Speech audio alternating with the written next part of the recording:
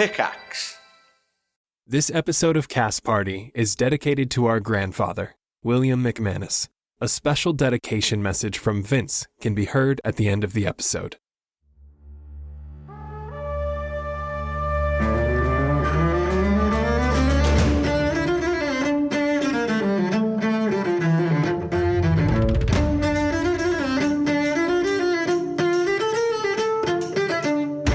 Thanks for dropping into the Cast Party.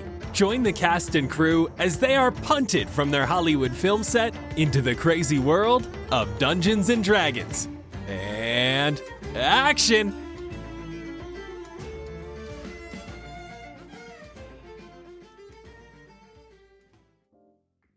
Introducing the Steel Reserve, a new type of bank to keep your hard-earned investments safe.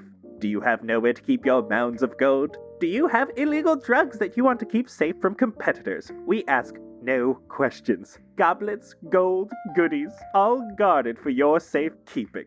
No need to steal yourself from threats when you have the Steel Reserve. Member B.R.A.D.I.C.A.L, all deposits final, minimum deposit 100 gold pieces, safe deposit boxes are on a timeshare basis.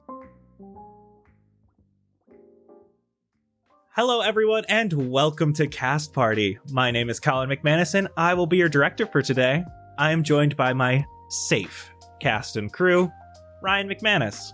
Hi, Sebastian Vivaldi Greensleeves, an emo-at-heart musician who, thinking back on robots, reminisced on the time he used his mom's Roomba turn-on sound as a sample in one of his songs. The song was later called You Swept Me Under the Rug, but my love for you was a Roomba with a full battery and a lust for dust. Excellent. What? What is the sound? I feel like my Roomba is like, it's almost like a phone dial gone wrong. It's like, it does like that sort of thing. Yeah, it's always the weird beeps. And he just thought they were interesting. Is that how the song started?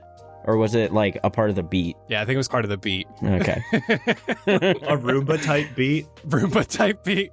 Well, gotta see if that exists. And we have Anna Brisbane. Blueberry Sky Elven Druid actress, and I just thought I'd give you her astrological signs for those who are interested. She's a Leo sun, Cancer moon, Sagittarius rising, and she believes that this defines her strongly and accurately. She was born on August 10th in Los Angeles, California at 4:11 p.m. That is all. Ooh. 4:11. You have no idea how many people are actually going to enjoy that. Yeah. Nigel Deacon. What's good? Xander Gucci Supreme, who has nursed back to health at least 7 sick or injured birds in his life. He doesn't know why so many birds get hurt near him, but he's hoping to amass a bird friend army secretly. Secret even from himself, only to appear when he desperately needs them. Okay, so I thought that Xander would be all about the birds aren't real movement. Yeah, birds work for the bourgeoisie. That doesn't mean he's not going to nurse them back to health. Maybe they're robots. Maybe they're bioengineered things. I don't know. He nurses them back to health. Like, robots, government or not, like, they are going to be on his side. When the bird wars come, they're siding with Xander. I mean, we had the squirrel wars in a previous episode, so... We're just lining up the historical events here. And finally, we have Vince... Well, not finally, we have Vince Perino. Jett the Boulder Chambers, Big Burly Heartthrob, love resides with his mom and puppy, Princess Pebbles. Quick one for Jett today. Unlike his nickname, Jet Plane, every once in a while, Jett has never actually flown in a jet plane. What? I thought we talked about this. No, wasn't it a helicopter? We talked about helicopters. You've only been in helicopters. Yeah. And like normal planes, maybe? Never a jet plane, because he's too afraid to get in planes. Helicopters are so much more dangerous. What the hell? And today we are joined by a very special guest who we will meet shortly, but first... Another special guest adventurer means another crazy giveaway. This time, we have partnered with our wonderful new member of the cast and crew, Thomas Sanders, to raise money for Rainbow Railroad, all while giving you guys the chance to earn some awesome prizes. Rainbow Railroad is a non-profit organization that helps LGBTQ+ kids escape persecution in their home countries. Alongside making a donation and a difference, there are plenty of ways to win, like checking out Thomas's very own brand new D&D show, hitting up all those socials, supporting Cast Party on Patreon, and so much more. We'll be giving away a signed poster for Thomas's new D&D series, Role Slaying with Roman, a $50 Die Hard Dice gift card, and loads of Cast Party merch and goodies. So be sure to hit up that contest link down in the show notes. You're doing it right now, right? You're clicking the link down in the show notes? I know you are. We do these super fun giveaways for every single guest adventurer we have on the show. So who do you want to join the cast and crew next? Be sure to let us know. Best of luck, cast and crew. Enjoy the episode. Let's talk about what happened last time. Last time, you infiltrated the house next to the ram, bull, and gardener in order to see if you could find any information on the whereabouts or what's going on in B.R.A.D.I.C.A.L.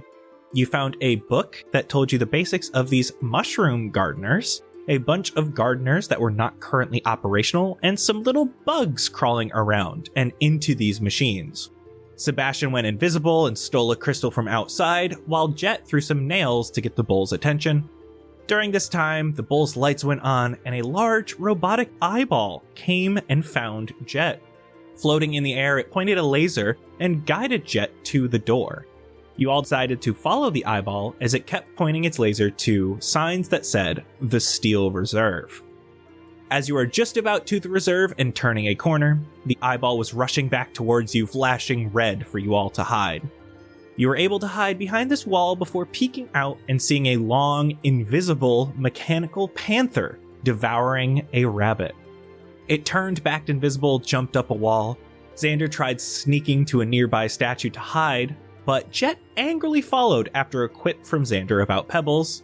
The panther saw you, and after destroying Blueberry's Fey spirit, jumped down to attack. It went invisible and was able to throw a mine at Jett while you all searched for it. Jett ran face first into this problem as the mine blew up and he brought his hammer down on it, revealing it to the rest of you. Combat ensued and you were able to make quick work of the panther, but with Jett taking some nasty bites. Inside the Steel Reserve, you were allowed into the bank itself, and you met Poetix P. Cogwar. He described to you what is happening in B.R.A.D.I.C.A.L, the evolving mechanic beings that could potentially overrun Fendrea in just a year's time. You knew he was holding back something, and with a zone of truth from Jett, you found out he was indeed the reason that the Forge have been able to start evolving. He created the bugs that now control the Forged, and that the bugs have given their self-replicating knowledge to the other Forged. Poetix wants to be able to control the Forge so that no one else can take control of them. Now, you're standing with Poetix in the Steel Reserve. He is still in the zone of truth, and he has just handed you a book left over by the magistrate. It has the words, "The Source," on the front. It looks like a journal. And so the scene is set. Question is, what will you do next? I'll take a look through the book. The book, it looks like a journal from someone in the magistrate. It describes a lone magistrate officer who had snuck into B.R.A.D.I.C.A.L and discovered a way to change a singular Forged to obey new commands. It describes their journey and being able to change various Forged by implementing changes to their design. This was a slow process, however, and they did some snooping. They discovered through information sleuthing of their own that it was possible to create a singular force that would control all of the Forged. It would need special materials that were only able to be crafted from the source of the Forged, the Fire Pit. It would need some sort of way of communicating with all of the other Forged, and this book even describes how to create what they believe to be a core of sorts that would work. Poetix says, "I use this to determine the Forged weakness to being changed. I did not want the magistrate coming back and being able to control the massive amount of Forged in B.R.A.D.I.C.A.L. I'm going to share everything that was in the book as I was reading through it. Am I still a hyena? Saber-tooth tiger. Yeah. Oh, yeah. Sorry. Saber-tooth tiger. Listen, I believe those same principles can be put into effect with controlling all of the Forged that run on Silurium. Do you know if there are Forged outside of Silurium? Like, have any gotten out of this area? Anything that is currently active runs on Silurium. The rest were shut down. Word. I forgot what Silurium was. That's my bad. Are they outside of B.R.A.D.I.C.A.L? That's what I meant to say. You think there's anything out there? As far as I know, not yet. So they're kind of cooping up until they make the necessary changes or get the right amount of numbers before you think they might leave and start their takeover. I think the takeover will be a natural progression. They aren't doing it maliciously. But if they run out of resources here and run out of space, as they can expand so rapidly, they will surely go to the rest of Vendrea. I have a plan and I need some help. All right. Okay. I have created a communication core powered by Silurium. When implemented in a new forged, it may be able to control all of the others. If we make that forged the biggest, baddest forge to ever be, it should be safe to power all of the others down. We just cannot let the communication core be susceptible to infiltration from any others. What happens if that big boy goes haywire? Like, what if he, can't be stopped? Yeah, my thoughts exactly. The communication core does not work without my blood powering it. Oh. Like blood sacrifice. Is it like DNA based? Oh, that's much better. I don't know what that is. Is it like, okay, if I put my blood into it, would that do anything? I'm gonna turn back into an elf. Hi, I'm here too. What if you had a kid? Could they use it? I implemented a device into my blood. Specifically, it has changed it. Oh. So you're saying you have to be in complete contact with that forged at all times for it to work? Yes, but if we just shut everything down, we would just need to keep me and the core itself safe. Is he still under truth or did that expire? He is still under Zone of Truth. Let me at least show you my plans, Okay. as well as where Silurium comes from. I don't see the harm in it. Jett, are you okay with kind of moving forward on this? Listen, if he thinks he has a way to stop this destruction that could happen, we have to go through with it. What other choice do we have right now? Yeah, we kind of take action first and then we can deal with him after, I guess. Yeah. Poetix moves over. You can see, again, you guys are in an old bank. It's got this large vault door. He moves some of his tables and stuff, and he extends the stilts on his feet so he can reach the safe lock. He does a complicated series of movements, pulling levers, turning dials ever so slightly. There's some spinning of knobs and pushing of buttons before the door begins opening. The circular door pops off and then rolls to the side, revealing a safe. You see more tables set about inside here with papers and various metal scraps and pipe.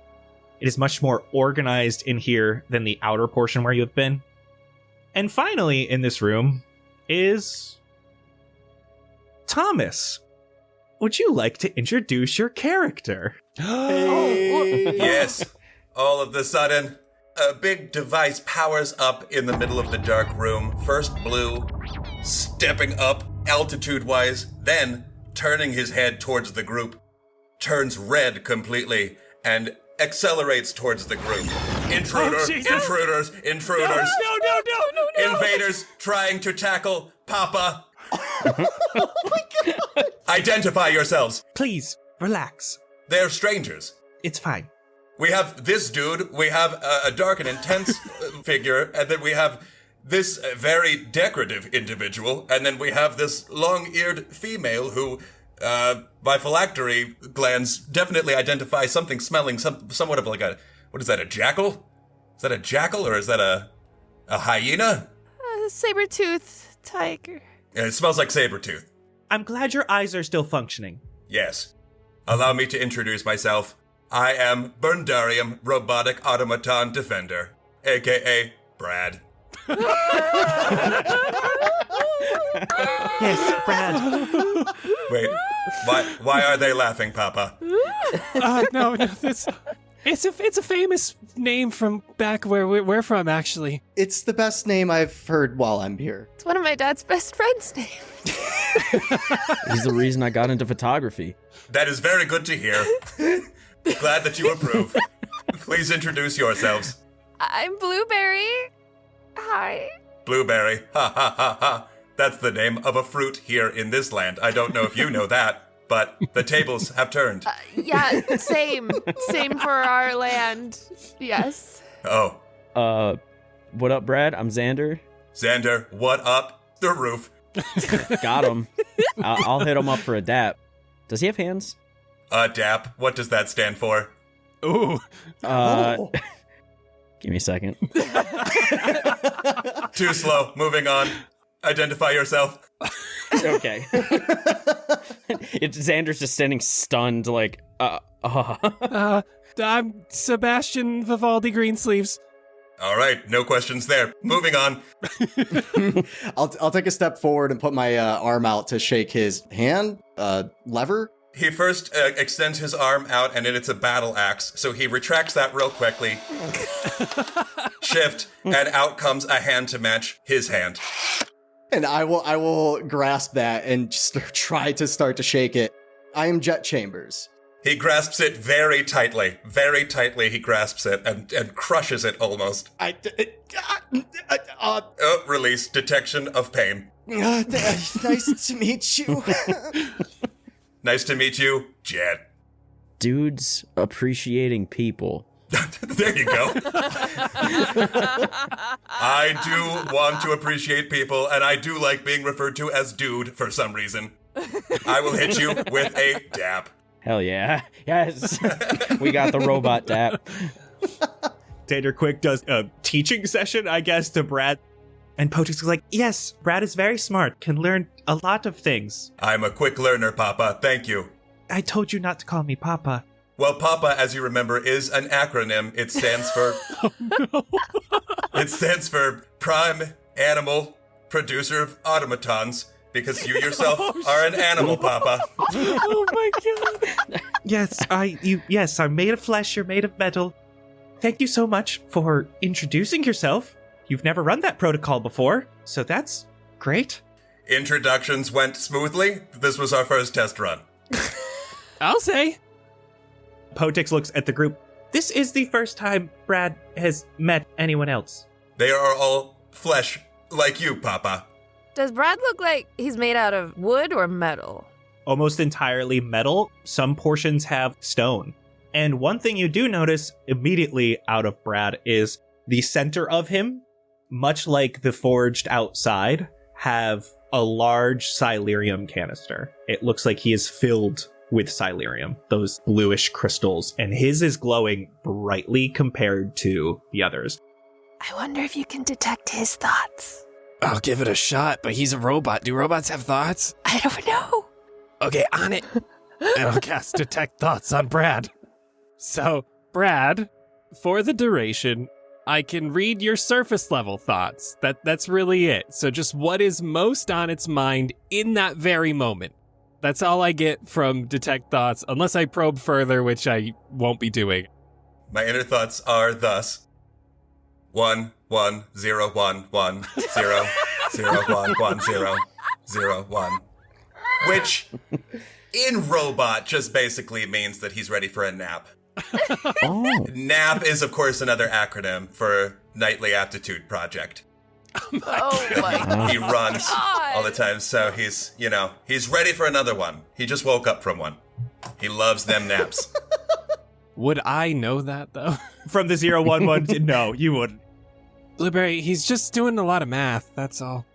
B.R.A.D., what is your primary function? Protecting Burnarium or Poetix or... My primary function is to protect Papa. He is priority. Correction, Poetix. It's just easier and, dare I say, more fun to say Papa. You have fun. I like making acronyms. You like things. You have preferences. Doesn't everybody? I've never met... Blue, don't be insensitive. You're being awfully rude. Yeah, come on, man. I'm sorry. This is the first discussion with... Is it rude to say artificial intelligence? You seem pretty legitimate. Hey, yo, Dad. Is this gonna be like on the down low? Is this gonna be like the controller robot that we put the thing in? No, I believe we need a new forged to install the communication core in. Okay, sick. That means we don't have to sacrifice him. Hell yeah. Let's go! B.R.A.D., you're alive! Wait, what? What were we talking about? Everything's fine. We don't need to sacrifice you.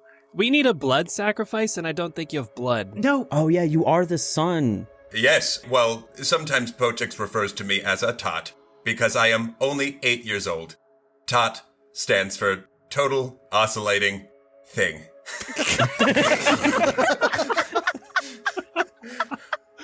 By the way, my red that I had shifted into has turned back to blue because I've disengaged. You all are friends to Papa. I am roughly the size and shape of sort of a barbarian type individual. Wow. Okay. My artificial intelligence is minimal. Would you go grab the plans? The plans, and that is not an acronym, correct? That is No, the plans. Got you. The plans. Going now. You would know where they are because he's in here working and stuff. You're able to grab them. Poetix shows you his plans. And he has a picture of what looks like a giant forge. 25 foot tall, 25 foot wide. Listen, we just need to create something to hold the communication core. And he points over to a chest that's on the ground. Brad, you know that this chest has been locked because he didn't want you touching the communication core. It is very shiny. So, if we can create this at the fire pit, install the communication core, we should be able to shut down all of the other forged. Thoughts? Okay. Sounds good. Is there anything we have to worry about with it? Do we have to be fragile with this? Where do we go from here? Well, we would take the time to go to the fire pit, we'd create this. I have some ideas to make it stronger and not be as easy to take over. The problem is the Silurium core doesn't have enough power for all of my ideas. So I feel like we cannot add a lot to it, but I'd like your input into the best improvements to add. Please respond to Papa. Yes, absolutely. We'll give any sort of ideas, plans, whatever you need. This isn't really my area of expertise. Yeah, I'm not very mechanical of sorts. It's more just the big picture. I could create all of these things, and most of them are created already. And he hands you a book, and there are a few schematics he has created. One you can see is just an axe hand. Looks like just a larger version of what Brad has. One is this hyper-plated armor. One of them's a diagram of what looks to be like a really precise eye with almost like a microscope on it. And so he's got a list of these. So there's axe hand, armor, precision eye, crossbow, boosters, which would allow this thing to float, a furnace so it runs hot, and a Silurium blast. Can I borrow a pen, a feather, whatever you writing utensil that you have? I'm gonna take the plans and I'm gonna start to draw an arm with like a circle at the end of it, and I'm just gonna write JC in it. I don't understand. It's a boulder arm. Is that better than an axe? It's pretty good for smashing. May I suggest once again, Papa, what would look really cool is some very awesome, sick flame decals on the sides of the machine. That'd be tight. That's something we could add later. I'm just saying, he just drew a whole arm in like 5 seconds, so I think he'd be more than capable to do what I'm asking. Honestly, I'm on board with the flames. Jett, would you draw flame decals, please? I'm already on it. Oh, yeah, man. Hell yeah, Give me it's lit. performance. If I don't do good, I'm using inspiration. I'm using inspiration for this. No! Fuck! 9. You're not used to writing with a quill and ink, so you smudge it a little bit. Happy, Brad? It looks awesome to me. I didn't have like enough red and orange, and No. the sun got in my eyes You a have little nothing bit. to apologize for. It looks great. I love it. I'm gonna nudge Sebastian in the shoulder. I like this guy. He's not too bad. I'm wondering, do you think I could use him as an amp? What does AMP stand for? Oh, Where are you gonna put it in him? yeah. Where do you put that in? No, it's not. I just want him to, like, pinch the end of my cable and see if, like... Oh, I do have a port in my posterior that is used for audio. Oh, no. If it's made for audio... My posterior port is made for audio. What? It's just a port, dude. Don't overthink it. Okay. Am I okay to plug it in? Yes, I give you the consent. Okay. I take Daisy around, and Daisy's an acoustic electric, so I do have a cable and I can plug it in. Oh, this feels weird, but okay. Wow! What a feeling. I am metal riffing so hard. Open your mouth wider. Metal riffing so hard. I sound so cool, dude. I like these dudes, Papa. They'll be gone soon, so get your riffing in now. What do you mean by gone? You will be leaving, correct? Oh, yeah. Yeah. Not until the job's done. Just enjoy your time, Brad. Oh, I am definitely doing that. You hear like auto-tune notes coming out of my mouth. Brad. My name sounds even cooler. I unplug him. Oh, Oh, sorry, I should have warned you. no warning? Can we get back to the plan, please? Right, so next steps? So, I was wondering if you wanted any improvements to the forge we're going to create, so it can help keep the core safe. I think we can maybe add 3 of these to the machine to make it as defensible as possible. Oh, easy. Armor, crossbow, axe. That covers his defense. That covers his offense. That covers his offense further away. And then the flame decals, obviously. Obviously. But the Silurium blast could also do the far away, and that's kind of like Iron Man-y. That's pretty sick. But what if it uses up his power source? Like, because he's running on Silurium? Ooh, It could eat it up in 2 seconds. You're right. What does the crossbow use as ammo versus the blast? Oh, the crossbow would have bolts. Would it be easy to, like, refill or reload? Yes, it would be pretty much automated. Just as automated as a blaster? Yes, the blast would be a one-time use type thing. Yeah, we don't want that. Okay. Yeah, you're right. How many uses could we get out of the crossbow? As many as we could. We could always make more bolts. I myself am composed of many bolts, right, Papa? Is that what you're referring to? No, yeah, well, yes and no. It's the same word. You know, the English language, very confusing. Yes, Bradley. Bradley? Your full name's Bradley? Uh-oh. That's the longer acronym, which stands for B.R.A.D.I.C.A.L Robotic Automaton Defender. Loves everyone. Yay! That's what his friends call him, and that's me. Friends equals Papa. Wow. Okay. Papa sometimes likes to pretend that he's multiple people to make me feel better. Aw. That's like back home when my mom used to pay people to come to my shows. Ooh. Oh, Woof. that sounds very sad, dude. Yeah. But at least I got good pictures out of it. There you go. Hey, yo, you need a photographer, bro? Well, if it's anything like the quality music that came out of my mouth, then I'm sure that you deserved a full audience. Oh my god. Cute. All right, so, crossbow? Yeah. Armor and axe. I don't know, the booster's kind of dope. Oh, yeah, it could float. I guess you don't need armor if you're fast. Yeah. Oh, wait, fly. Oh wait, but it was just flying. It wasn't like super jet speed. It would be relatively slow, but it could use a burst to move out of the way of incoming attacks or anything like that. I think armor. Yeah, I think I'm sticking with armor on that one. Yeah. I'm with it. This is gonna be a dope mech battle. Poetix begins gathering up materials. It will take me some time to make sure everything is ready. If you would like to take a NAP, you are free to do so. Why'd you spell it out like that, like we're a training puppy? Did he spell nap? NAP stands for Nightly Aptitude Project. Oh, okay. Oh, he's just out like that. Damn. Wow. Just instant. He's a fast sleeper. Do you have somewhere where we could rest? Floor?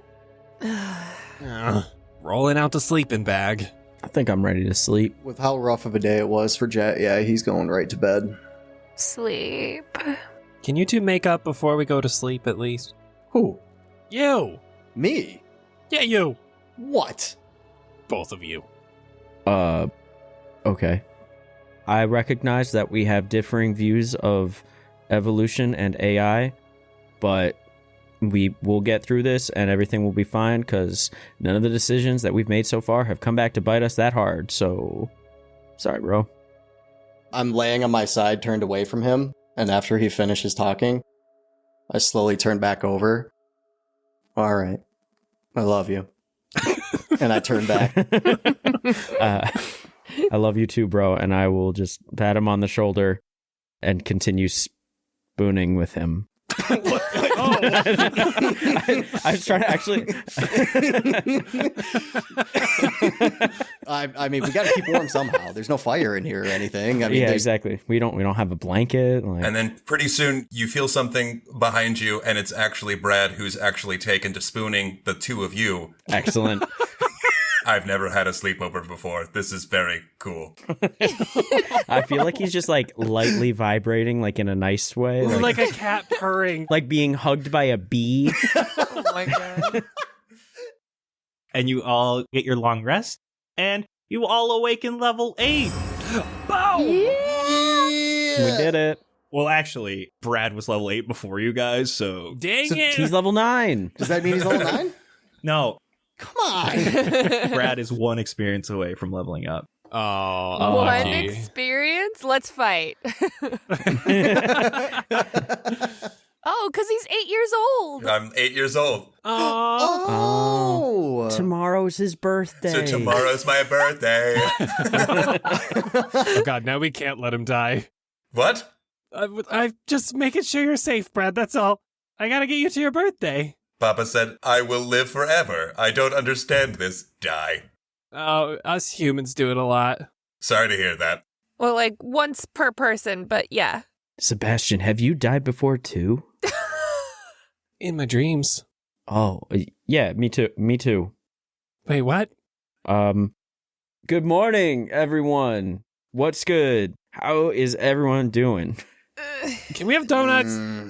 I'll be pouring tea out for everyone. Xander, as you say that, there is something in your pocket. Oh, shit. 14. It's a can of Monster. I just had one. Yes. Oh. Yes. All right. I'm going to crack that open and just drink it right now. But, All right. You chug that can of Monster and something feels off. Uh-oh. Oh, no. It tastes a little weird, and you look a little bit closer at the can, and you can see it says Nonster. What? Nonster? Okay. You gain 1 level of exhaustion. No. Oh. What? I don't even know what that does. All ability checks have disadvantage until you get rid of that, so... Can I just go back to sleep? Just lay back down. So Xander's a little groggy this morning after his Nonster. That would... Xander, get the donuts out. I got some tea for us. Maybe this will pep you up a little bit. I'll pull out the bag and just slap it on the ground and then just, like, doze. Someone else is going to have to pull out the donuts. I'll grab the bag. Jett, as you go to grab your bag, your shoulder's moving really nice today. Oh. Still feels like the skin is kind of hard. ugh. Ew. And now you can feel that it's almost underneath your armpit. Ugh. It's not as tight. No, you can move better. Hey, Brad, you mind like looking at my shoulder real quick? Oh, no, I do not mind at all. Oh, this does not look like flesh. What? So do I use inspection here? Investigation. I will say you can use investigation or you can make a medicine check, whichever you would prefer. I will do a medicine check. I rolled an 8, so not great. Which kind of makes sense. You haven't seen a lot of flesh piles before, and this just looks like more flesh. Nothing looks that different from his right shoulder to his left shoulder. Yeah.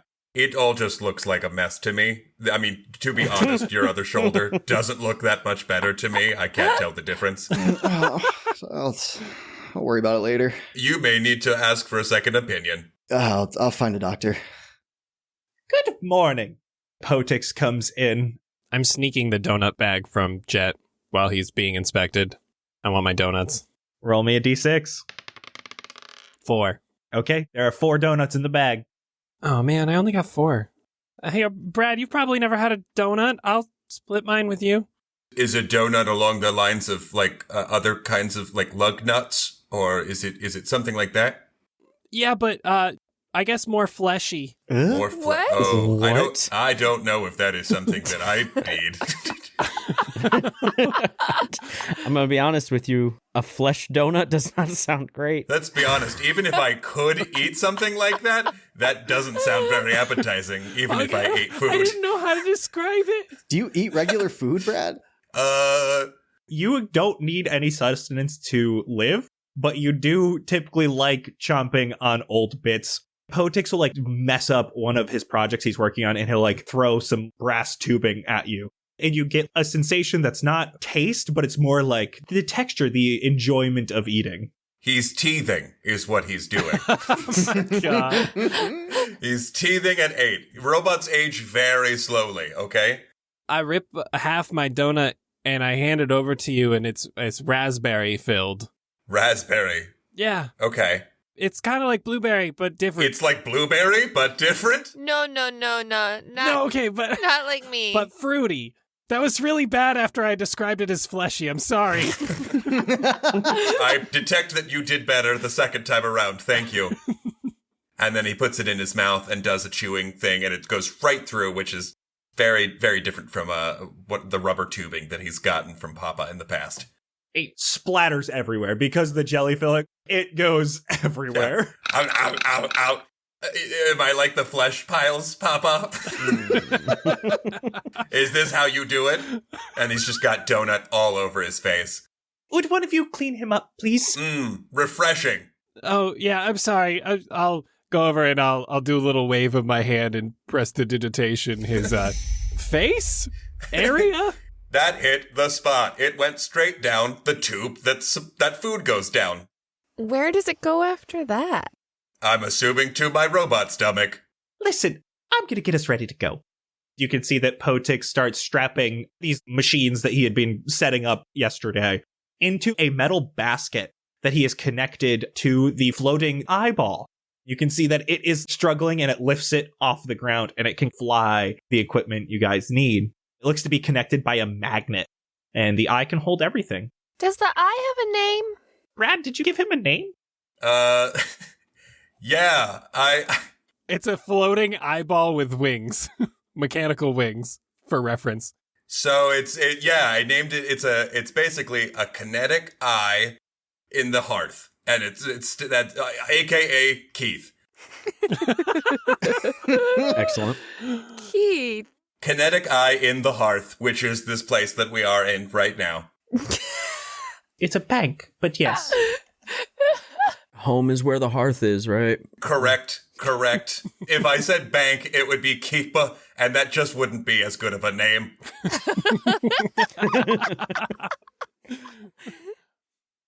Are we all ready? Yeah. Yeah, let's get to it. Leaving the Steel Reserve, Poetix sends the flying eyeball ahead to scout your way, much like it had guided you before. Quiet as we can. In that case, I would definitely cast some Pias without a trace. Oh, okay, let's go. Ooh, I need stealth checks from everybody. 27. I rolled a 9, and my stealth is +4. Dang. So that would be 13. Blueberry cast a spell to give you an extra +10 to that. So you have 23 to stealth. I am light and nimble. I got 22. 21. 24. And you guys all start moving towards Forged Row, where the fire pit is. The first leg of your journey is quiet. With the help of Keith, he is able to keep you all out of sight and let you know when there are forged around. As you're moving through one area of this city, Poetix immediately points you all to a small alleyway as the eyeball returns from up ahead with its blinking red light. Hide! Ooh. Hiding. Stealthy like ninja. And so you guys are all hiding in this alleyway for a moment. Approaching, you hear a... Passing down the road is a large forged, about the size of a smart car, floating in the air. It looks like a giant bulbous wasp with a long scorpion-like stinger on its back. Hate that. Oh, I don't like that. Hate it. Oh. It does not have wings. Instead, the bottom has like this propulsion system that pulses to keep it afloat. So is it like bouncing along? It almost looks like it's bouncing through the air. Oh, ooh. I like it. As it passes the alleyway, it continues further down the road. Let's keep moving. What was that? You don't want to know. Poetix starts moving again. Okay. And moving on to Forge Row, this is a much lower portion of the city, so you're going down a lot of declines and passing old, broken down residences. You pass the occasional non-threatening forge that either ignore you or completely run away at the sign of you. Things that look like squirrels or ducks with their own mechanical differences. Some of these squirrels have wings. Another you can see has springs for legs. But you continue moving to a large open area where many of these smelter factories are. This is Forged Row, where the forged are created. Points out to you one massive building that says, "A community creating for all, the fire pit." The building itself is built into the cave wall. It has a single front-facing wall with no windows, only 2 massive doors. One that is currently ajar. The building sits in a large open courtyard. You are currently across from it, hidden in an alleyway. In this courtyard is a large group of forged. You can see off to the west, there is an air vent coming from the ground, 80 feet or so to your east, that is blowing warm smoke. It looks like these creatures actually enjoy the warmth and are lounging in it. These creatures look like a mix of a few different 4-legged animals, some bulls, others look like buffalo, some look like rams, others don't really even have what we would see as like a modern day counterpart. They're 4-legged, have short, stubby little legs and long necks with 3 prehensile tails that they can grab things with. And they're here in a absolutely massive group. Oh. With such a large gathering of these animals, can I take a look around, like up top as high as I can and around the borders of this area to see if there's any predators that are watching them? It's like super dark down here, though, right? Give me perception with disadvantage. Oh, that's a nat 20. Come on. 5. Jett, it's hard for you to even see the top of some of these buildings. These are huge factories, so they are tall. There are so many places that things could be hiding. If something's here and the group hasn't seen it, you probably wouldn't have seen it. We need to get into that building. I'm assuming we can't just walk right over, right? Do we have any other options? Perhaps I could offer a distraction. I have wheels that retract out to replace my feet. I could make a loud noise and detract all of the beasts in the center of the garden, and then you all get in there ahead of me. How would you meet back up with us without them following you, though? Wouldn't it be easier for me to, like, summon a beast as a distraction again? But if you're a robot, you could kind of just stroll on up and start talking with everybody, right? And then when we're safe, you could just peace out. But if they're predators... Oh, right. He's got the stuff. Oh, right. Okay. I've got that stuff. I'll just summon, like, some bunny rabbits or something. Will they go for it? If it doesn't, then I guess it wouldn't go for us. How do we know that one of those invisible panther... How do we know that's not in there? Not that I can see right now. And you can see that he has Keith flying up and over the courtyard and scanning. So Keith will be able to tell us if there's unseen things in there? Yes. Oh. I'm gonna cast Summon Beast. Okay, where are you summoning said beasto? 75 feet east of me, sort of right next to this herd. I think, again, it's gonna be a little bunny with wings that's just kind of going to flutter annoyingly at them and try to get their attention. I'm kind of whispering to it from a distance to run if it is attacked. But for now, it's just taking the dodge action. And when you summon that, are you guys moving? Are you running? Are you doing what? Personally, I'm just slowly creeping behind this statue thing, sort of making my way. I mean, I don't know how big or strong that Papa's made me, but if everyone's able to get onto my back, I could just drive us towards the door. I'm tiny. I could fit. That might be a little heavy. I would allow one of them to ride you. Poetix probably has jumped on your back already, because he's a tiny little gnome man. Papa is first, yep. But if the rest of you want to start moving, you can see that this herd of animals does seem to get distracted and see this floating bunny. A group of them start trotting over. How high are you having this fly? 5 feet. So it would be like within reach. Yeah. You can see that they move over. If you guys are starting to move, you can get about halfway to the entrance of the door. As you can see that one of these things is sniffing the little rabbit, and it goes for a little bite. Oh no. It's dodging. So that is only a 10 to hit. No. You can see that it does bite, and your little fairy rabbit does indeed move out of the way. Are you having it run? Yeah. You can see it starts running further towards the east, I'm assuming. Yeah. As you do this, you guys are able to make it all the way to the door. Oh, good job, Blueberry. Thanks. One of the doors is ajar, so you can just sneak right into this factory. I'll push it open and hold the door for everybody.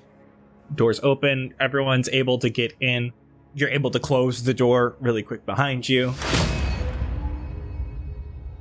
The building itself is a large rectangle. Along the outside walls, there are old smelters and fireplaces. There are anvils and equipment for forging here, as well as there are about a dozen forged blacksmiths. These look similar to the mushroom gardeners you had seen before. These are all humanoid in form and have hammers for hands, but they seem to be powered down. No movement, no light from them or anything, no silurium. There are 2 sets of staircase here that go up about 10 feet to a raised platform. In the middle of this raised platform is a 25-foot diameter cylinder that juts into the ground. This pit has molten lava in it. Oh. Ooh. It looks like this is naturally occurring lava that the fire pit uses to create its forged. It has a grate to stop people and things from falling into it, but the holes are big enough to lose something relatively large down there, and the grate is by no means not hot. Also upon this dais are a few tables, some working materials, some books, and a contraption that looks like it is used to create the forged. It has cranes that go down into the lava pit and pieces that add parts. It's just like this whole huge mechanic monstrosity. It looks like a mechanical marvel in many forms. As Sebastian shuts the door, Poetix turns around and goes, "Be on your toes. I have not been able to scout this area out in some time." Oh god. There's so many robots in here. I'm taking a good look around. Blueberry, where are you looking around? You got an area with some of these forged blacksmith, an area up top on the dais that has that machine, as well as the notes and stuff that are up there. Poetix moves completely up onto the dais, has Keith bring the metallic basket with all the goodies, and he drops it over, and he just immediately starts putting things onto this contraption. I'm just going to start with the left side of the room and just kind of look around corners and make sure nothing's hiding or being weird. Give me a perception check. 21. This area looks pretty undisturbed for some time. There's dust everywhere. Doesn't look like a lot of these things have been used in a very long time. You can see that there is what looks to be underneath one of these stairwells some sort of disturbance in the ground. It almost looks like something has burrowed here before. How big? Like a badger or bigger? Weasel-sized? Frederick? A little bit bigger than Frederick. Like a dinner plate. Even less than that. Oh. So as Blueberry's walking around, Poetix is putting stuff on this machine. He turns to the rest of you and he says, "This machine, while incredible, is also incredibly loud when it is running. Oh. We may be bringing all of the forged in this part of the city upon us." Oh. Great. There's a hole in the floor. You might want to get that fixed. I can explain that, Blueberry. That is a pit filled with lava. That's just been here. It's part of No. No. Oh. Under the stairs. Like something dug out or in. Oh, who is Doug? Should we barricade this door then? And then possibly plug that hole? Is this the only way of anybody coming in and out? Is this door right here? That looks like the main entrance. And it does have one of those big metal slats you can like drop down in front of it to like barricade it. We've also got some anvils over here. Yeah, we can definitely move some stuff if we need to. Jett, do you think you could pick those up with like Brad's help? I can try. I mean, those are pretty big, man. I think you two could probably do it together. I've definitely needed to lift some weights for a hot second, so this is good for me to get that practice in. We're gonna get swole today, Brad? Yes, although SWOLE is an acronym that completely means something different from what you're probably referring to, so just please refrain. Oh, refrain. Okay, I apologize. But the answer's yes? We will improve our musculature features today, is what I think you were trying to say. Yeah. Great, yes, I am here for that. Why don't you guys give me athletics checks? Hey, Blueberry? Huh? Okay, so the cold didn't work against the robots like I thought it would. What do I try now? I don't know about robots. Electricity? But they're powered by electricity. Or do I... Oh, is that like overriding them? Yeah, like zap it, like fry it. I don't know. Ooh, okay. I'll try that. Hopefully that doesn't just like charge them up. I know, that's what I was worried about. I didn't know if it would like overcharge them, you know? Supersize them. But I feel like if you zap electronics, like it usually does not help. Do you have like acid? Not like drugs, but like like burnt, like ouch acid. Oh, like rust. Yeah, like think about like a battery. Like if you leave that shit too long, it's gonna corrode, and it's full of acid. So like, I don't know how batteries work, but it can't be good if they've mixed the two things. I'm sitting against the side wall and I'm trying to tune Daisy, and I'll bring out the tuning fork and I'll bing it on the stone on the ground, and I will tune it to drop A for acid damage. What did you guys get on your athletics checks? I rolled a 6.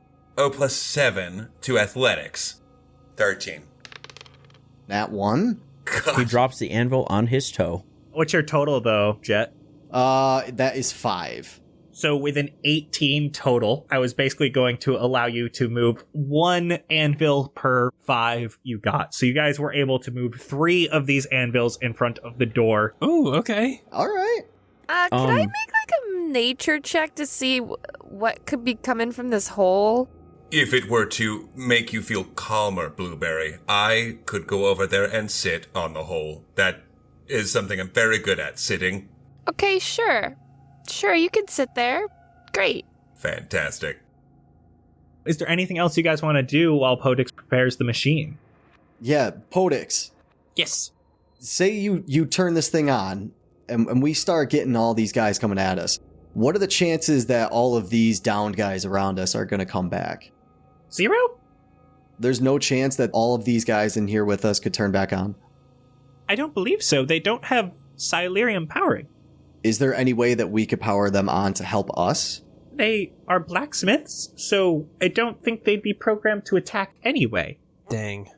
Just to be safe, though, can I go over to the row of them and just like push the first one over? Oh like, my god. Hoping for like a domino effect. Oh. That's pretty loud.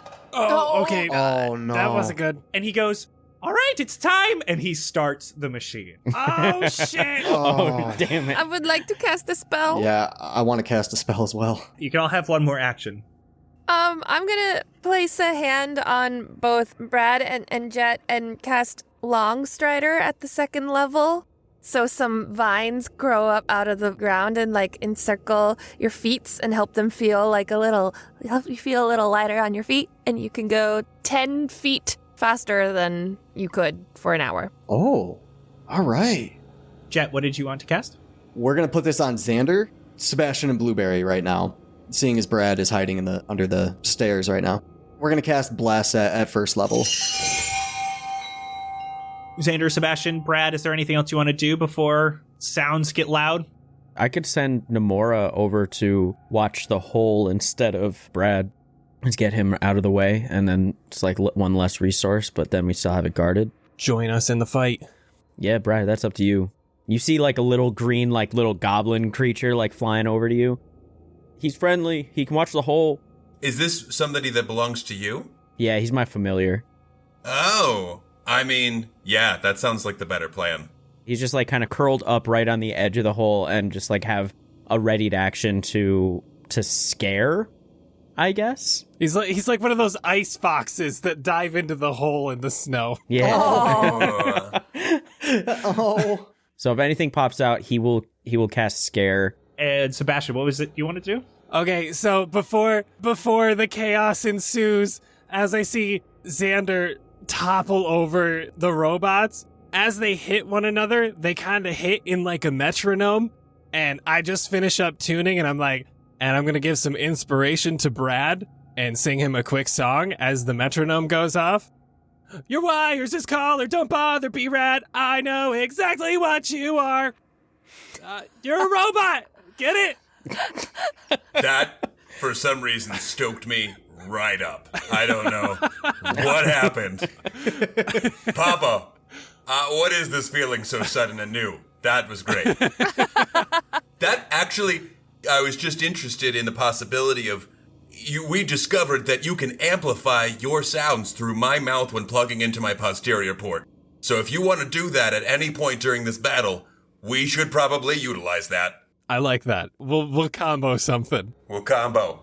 Brad, I'm giving you my advanced bardic inspiration. So at any point in a roll, if you need a little bit of extra help, you can roll 2d8 and you can take the higher roll of that and add it to the roll. It is on ability checks, attack rolls, or saving throws. So pretty much everything. Wow. Okay. Thank you. So Poetix pulls a massive lever as the machine begins moving. It grabs a large chunk of metal from these metal stacks behind it, and it dips it into the lava. As it comes out, it starts bending as they come out red hot. And Poetix was very right. This machine is very loud. The dipping of the metal in the lava sparks light all around the factory. And from outside, you can hear a chorus of animalistic sounds and hooves moving closer. Everyone roll initiative. All right, everybody, let's take 5. This episode of Cast Party is sponsored by Podcorn. We have been personally using Podcorn and wanted to take a second to chat with you guys about it. Listen, if you run a podcast, or if you're even thinking of starting a podcast, you need to sign up for Podcorn. So Podcorn is an online marketplace connecting podcasters with amazing podcast sponsorship opportunities, such as pre-roll and mid-roll ads like this one, topical discussions, interviews, giveaways, and so much more. It has been incredibly easy to pop on the site, see what sponsorships are available, and submit my pitch to them for Cast Party. Podcorn makes it truly simple to find podcast sponsors that fit you and your show. And the best part? There is no middleman. Podcasters of all sizes can browse and choose opportunities that are right for them directly on the platform. You never have to give up rights to your show, and Podcorn is with you every step of the way to ensure you're not only protected, but properly compensated for the work that you do for brands. You work hard to produce your podcast, just like we do. So keep your creative freedom and have full control of how and when you monetize your show. Click the link in the show notes to sign up for Podcorn and start browsing for your very own sponsorship opportunities. Thank you so much again to Podcorn for their continued support. And if you're a podcaster, you need to click that link down below. Quiet on set. We're rolling in 3, 2, 1. Action. Brad, I believe you have advantage on initiative rolls. Oh, I do. Thank God, because my first roll was a 1. So I can only go up. I went to a 15. There you go. Nice. Nice. Yeah. That's my first above 10 roll. Oh no. 10. 21. Dirty 20. 21 for Jett. The roll off. Roll off. I lose these all the time. Get better dice, bro. Nat 20. I burned it on the initiative rolls. Let's go. That was sick. I got 17. Yes. So, again, to start, we're all in the factory. You got these big double doors in front of you. There are 3 anvils. Xander's kind of off to the side. Sebastian and Blueberry are not right in front of the doorway, but it looks like, Jett, you are. As well as Brad, where do you want to be? You've moved right up to the doorway? I think I positioned myself real close to the doorway, in battle position, going from blue to red, readying myself to protect Papa. And you guys, I guess. So I'll kind of look at him, slowly get myself in the same battle position as him, right next to him. Jett, you are first. Doesn't seem like anything has happened yet, other than you can hear the hooves coming towards you. I'm just going to ready an action if I see anything come at me to just take a swing. Then we have Blueberry. I am going to cast Summon Beast again. This time at 3rd level. And let's see, I can make it air, land, or water. This time it's going to be a land type. I think it's going to be a little feisty looking badger. They're going to stand next to the big boys, and I'm just going to tell them to defend the room. And then Xander, that is your turn. I thought I had a plan, but now I'm rethinking it. I think I'll do Summon Aberration. I'm going to do Slod. It's going to be spawned right next to the door. Is the aberration doing anything or just waiting? He will ready the action to attack anything that comes through the door. Xander, roll me a d6. Oh, God. Ooh. 6. You guys all start to hear crackling of stone underneath you. Oh, no. What? And right where Nomura is sitting, you can see a mechanical scorpion starts digging up through the hole. One comes up where Nomura was in that fresh hole, and 2 more start coming up out of the ground underneath the feet of those who are nearby the door. Oh. So why don't you give me an intimidation check from Nomura? It is an ability of his. What is the ability? One creature of the closet's choice within 20 feet of it must succeed on a DC 10 wisdom saving throw or be frightened for 1 minute.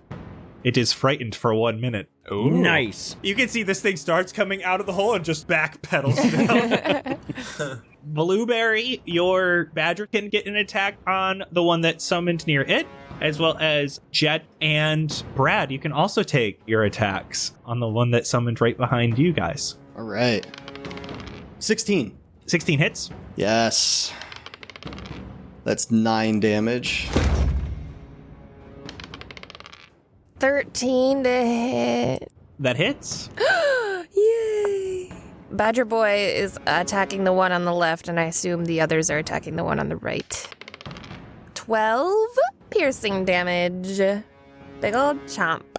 And then Brad, you can see this scorpion-like thing comes up from below you. When I readied myself, I didn't switch my hand out to have one of the weapons. Is that going to be part of this turn, or do I have to do that now? No. I figured with you going into battle stance that occurred, and I'm assuming that means you were also raging at that time too, so you're like going into your rage as well. Absolutely raging. Are you scary when you rage? When you get angry? What's your rage look like? Oh, it's the red lights and me pretty much keeping like this demeanor the whole time. My voice gets a little deeper, a little bit more amplified, but that's about it. These little scorpions, they're gonna get a talking to from this barbarian robot. All right, so I rolled a 9, so that's an 18. Whoa. Wow. Yes, that very much hits. So you're going to roll a d12. You're going to add 8 to that. Oh my God. Plus 6 because you're strength and proficiency, but also you're raging, so you get an extra 2. I rolled an 11 plus 6, so that's 17, and then another 2 to that. 19, baby. Yeah.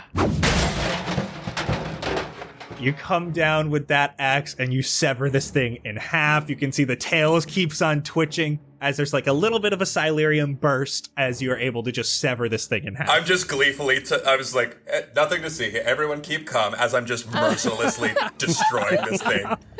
Not even breaking a sweat. Take that. And that was the Scorpion's turn. So Brad, you are up. Nothing has happened outside yet.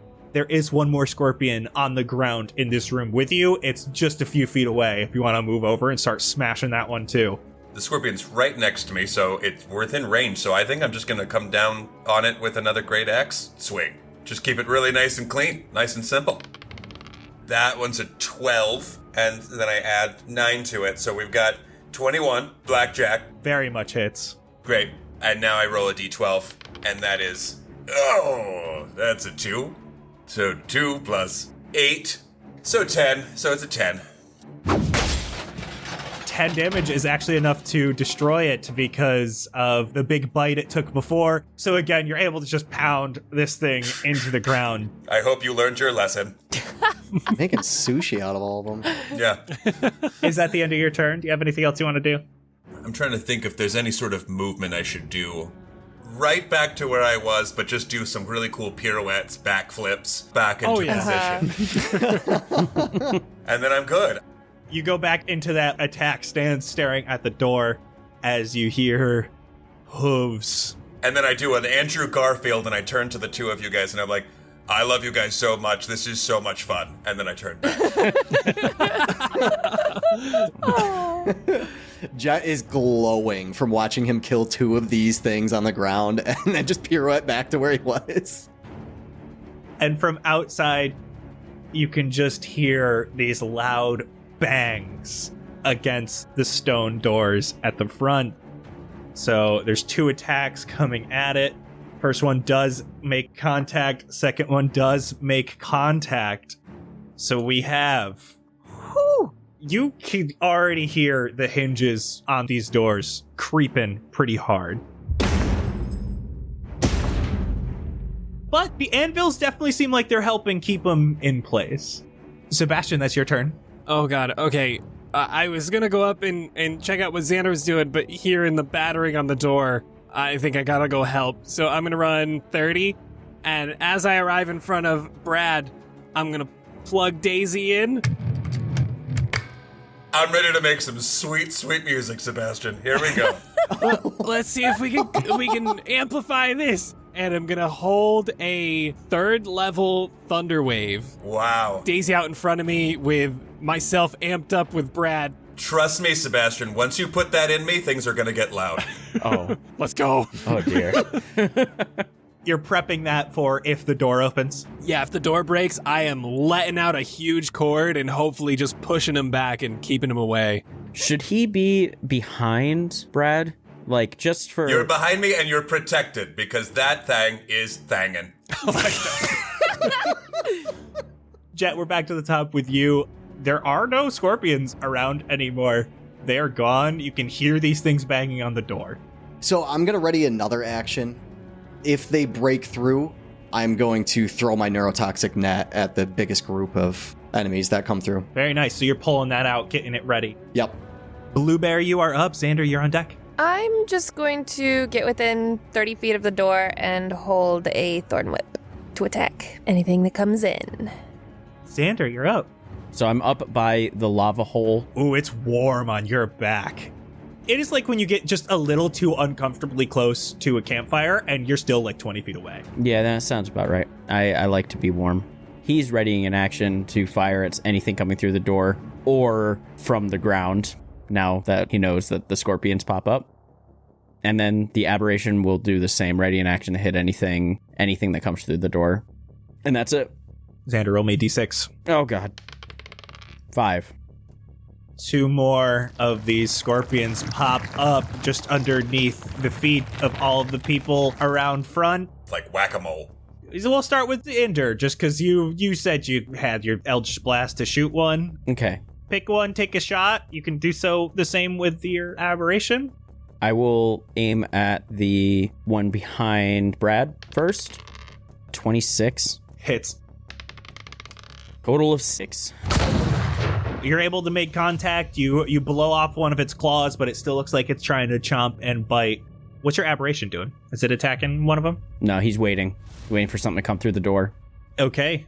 Brad, why don't you give me your attack? So, because I'm plugged in, do I have to be careful about where I'm moving to? I can't move too much or attack too much. Don't worry about the attacking. Just try to stay within, we'll say 10 feet of Sebastian. We'll say he's got a 10-foot cord. I won't get you tangled, don't worry. Great. Okay, well, I don't want to be a redundant robot, because robots hate redundancies, but I think I should try and use the great axe once again. It's been working. It's been working. Okay, so I'm going to roll a d20 and try and take out this one monster again. And it's a 12 plus 9, so that's another 21. And then I'm going to roll a d12. That d12 is a 3, so again, that's a plus 6 plus 2, so that's 11.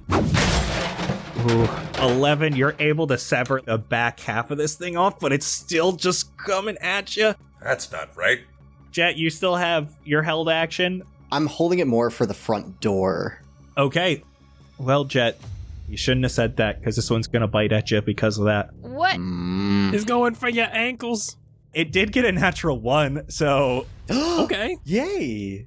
The one that was already just, so messed up with 1 hit point left tried to bite at you, Jett, but you happen to just be, switching back and forth on your feet, getting ready, and you just step on it completely and kill it. Oh, God. Oh, I'm sorry. Oh, it's a bad one. Never mind. The other one on the other side, still attacking Jett. Come on. It's a 19 to hit, Jett. My armor class is 19. Ooh, it does just barely hit. So you're taking 7 piercing damage and 6 lightning damage as this thing shocks into your foot. Lightning? Brad quickly checks to see if that was him. It wasn't. He's good.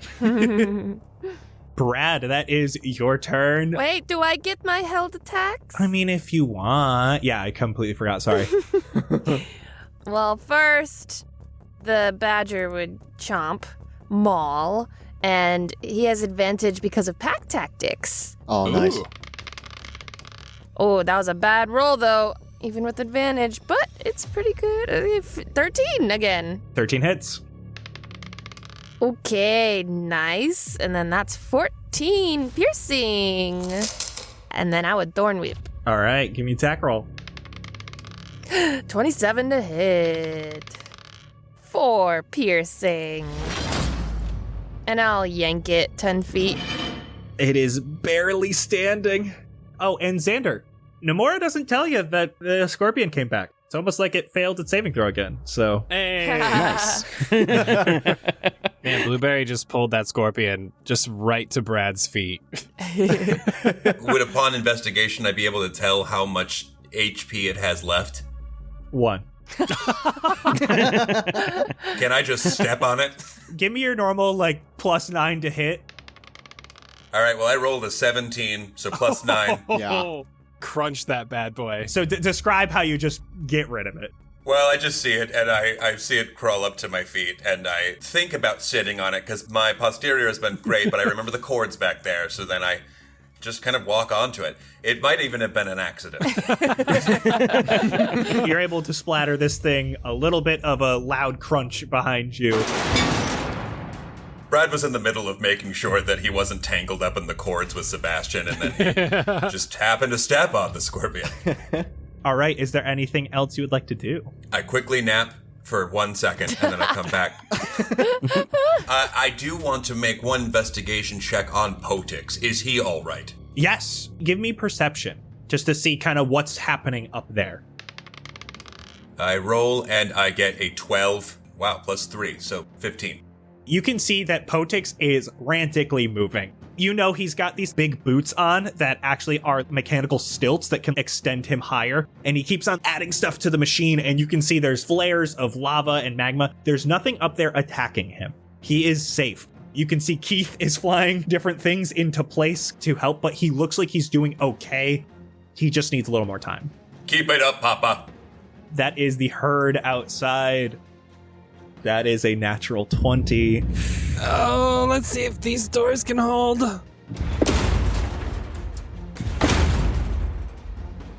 They do not. Okay. The doors, even with the anvils, burst open.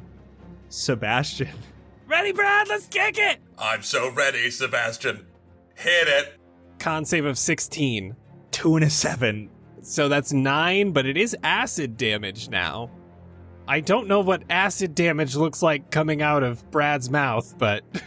It's the raspberry, isn't it? Oh, yes. Raspberry acid. Here it comes. Oh, Brad, I'm so sorry.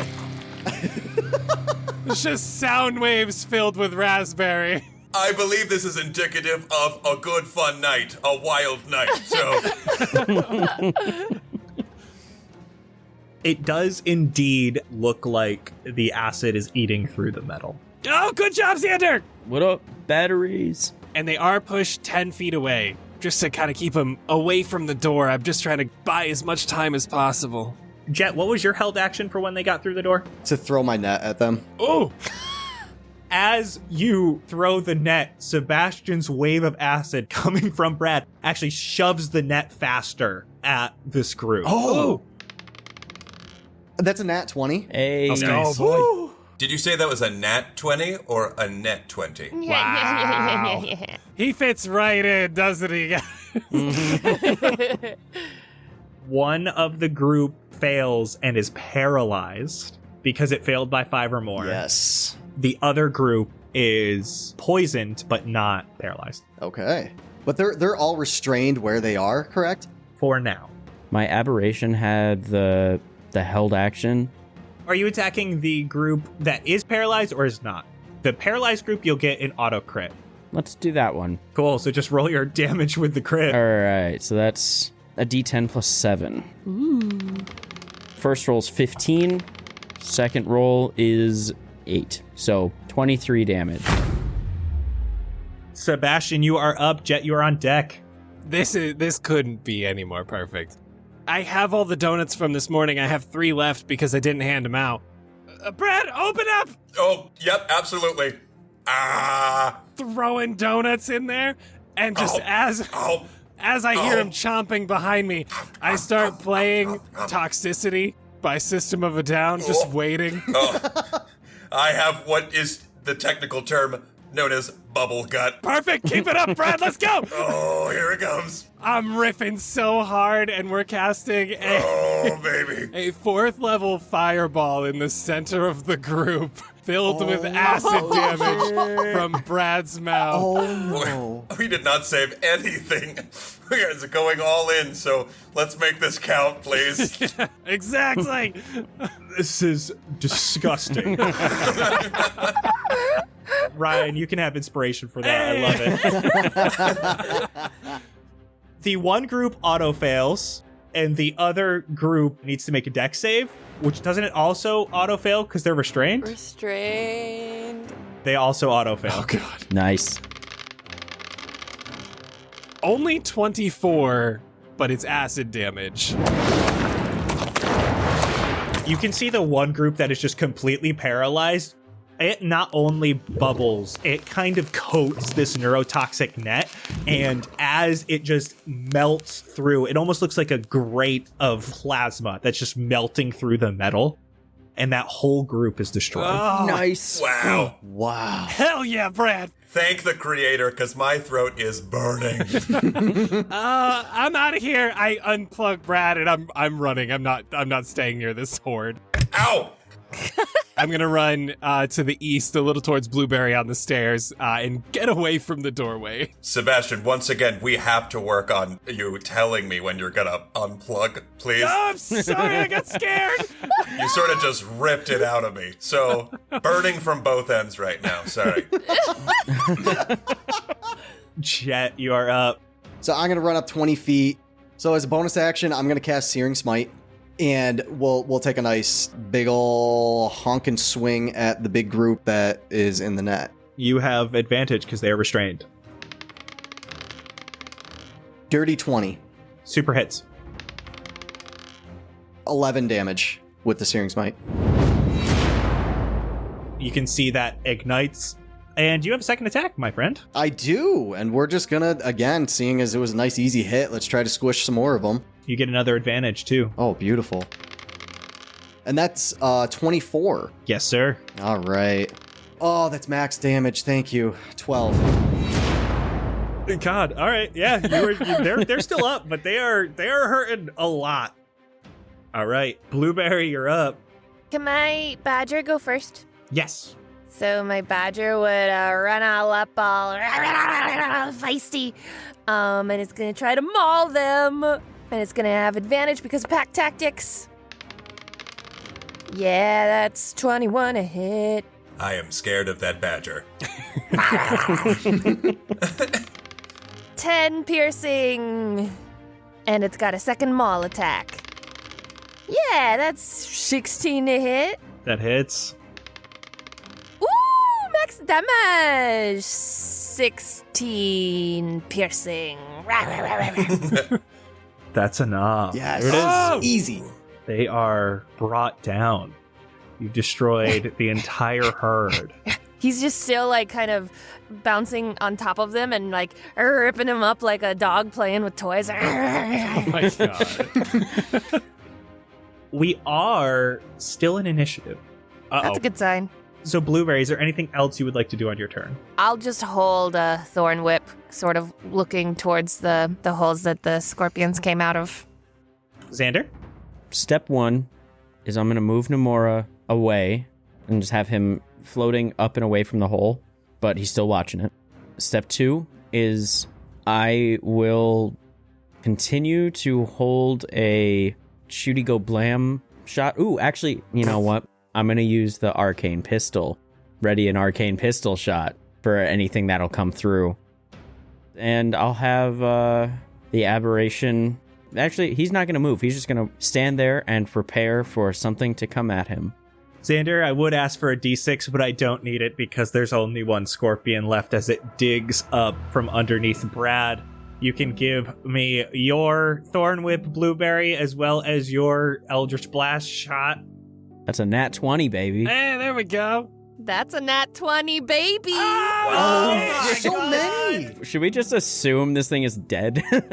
I need a description of how this happens. Thorn whip plus gun? So, Blueberry grabbed it with the Thorn Whip, slammed it into the ground, and threw it in the air. And I did like a skeet shot. Shot it right out of the air, exploded into little fireworks.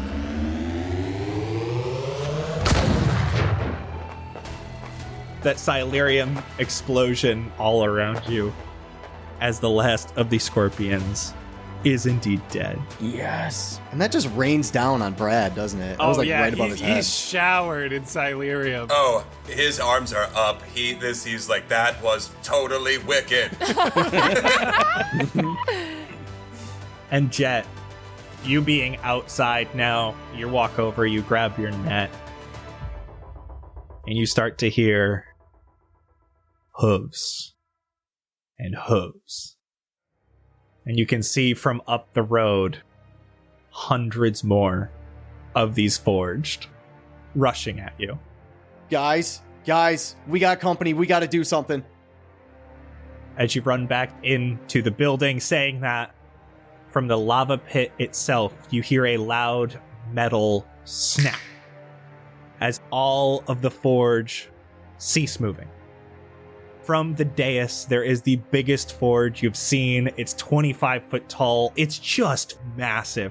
You can see the improvements you guys made to it were implemented, so it's got this crossbow on its back. It is bending over. It is currently has its hand on the Silurium core, as its other hand is raised with its fingers, and you can see it just snapped. Poetix is standing there in awe. He has a needle that has been stuck into his arm and a tube that's going into the core. Like his blood is currently feeding it. It worked! Whoa. Oh my god, that's creepy. It worked! It worked! Just don't give me an evil laugh right now and we'll be fine. Yeah, right. Yeah.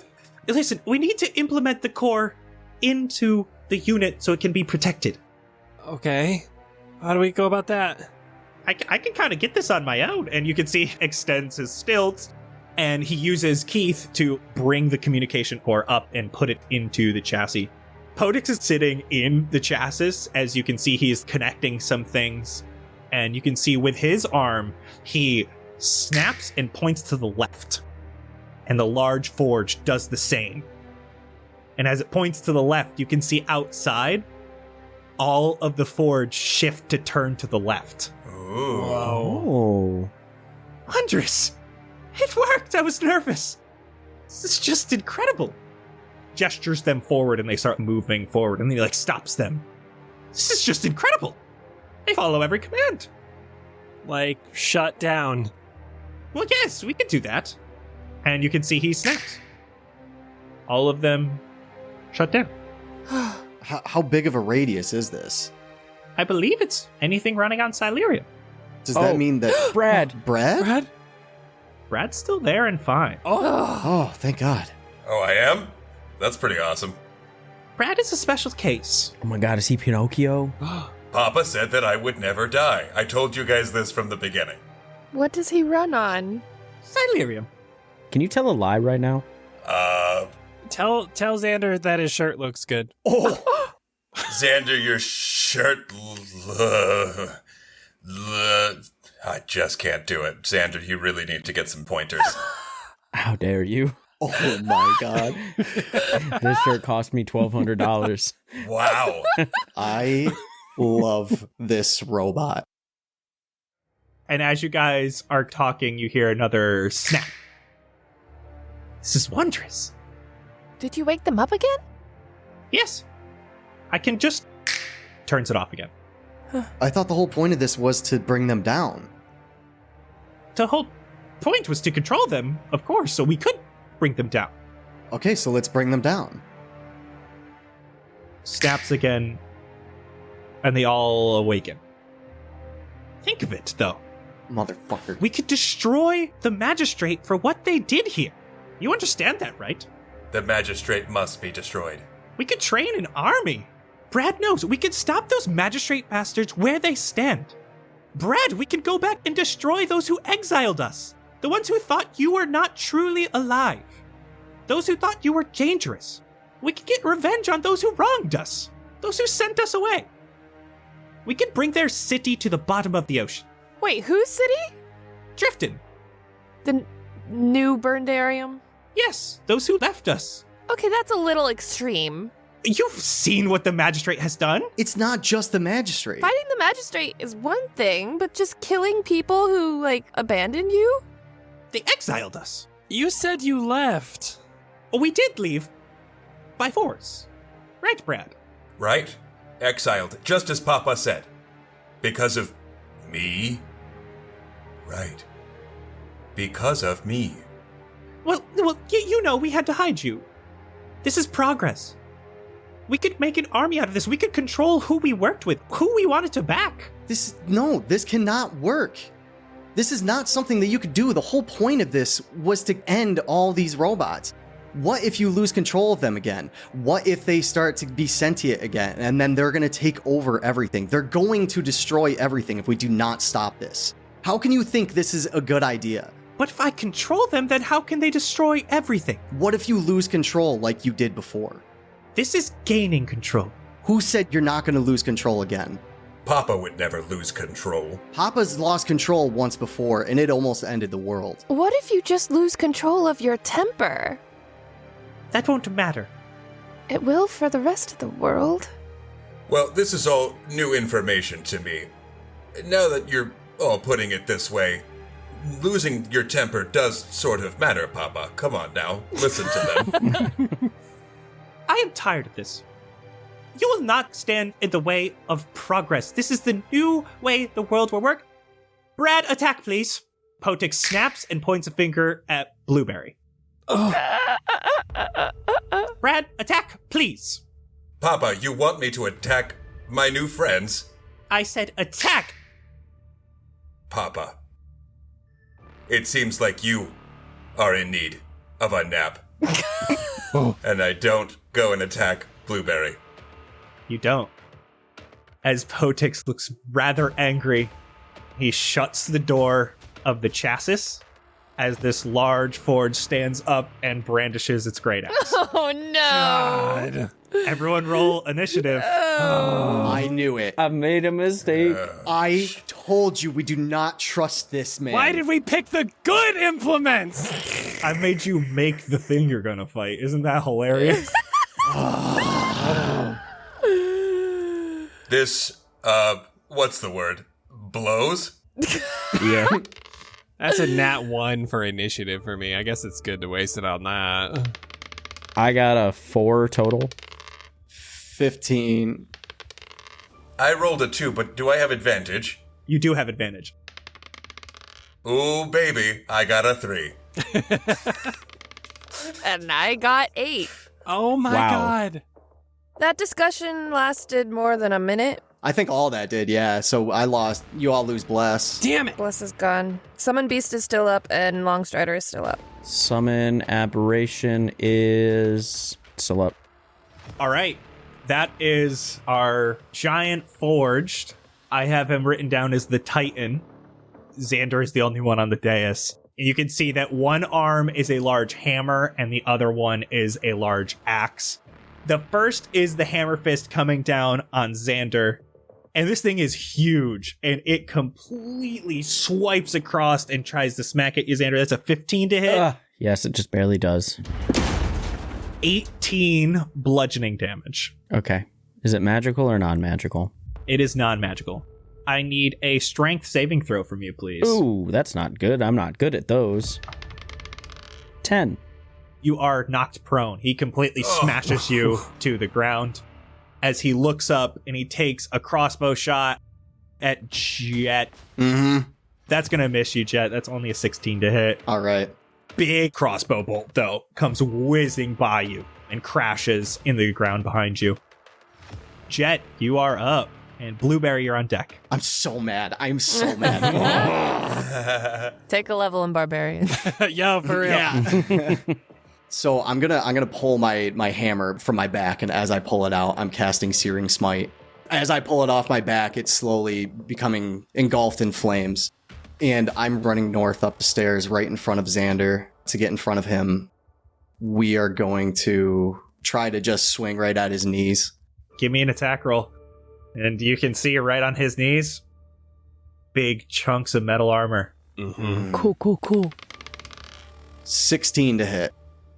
Does not hit. Oh, You got a second attack. that should hit. 21. 21 hits. All right. 11 plus 1.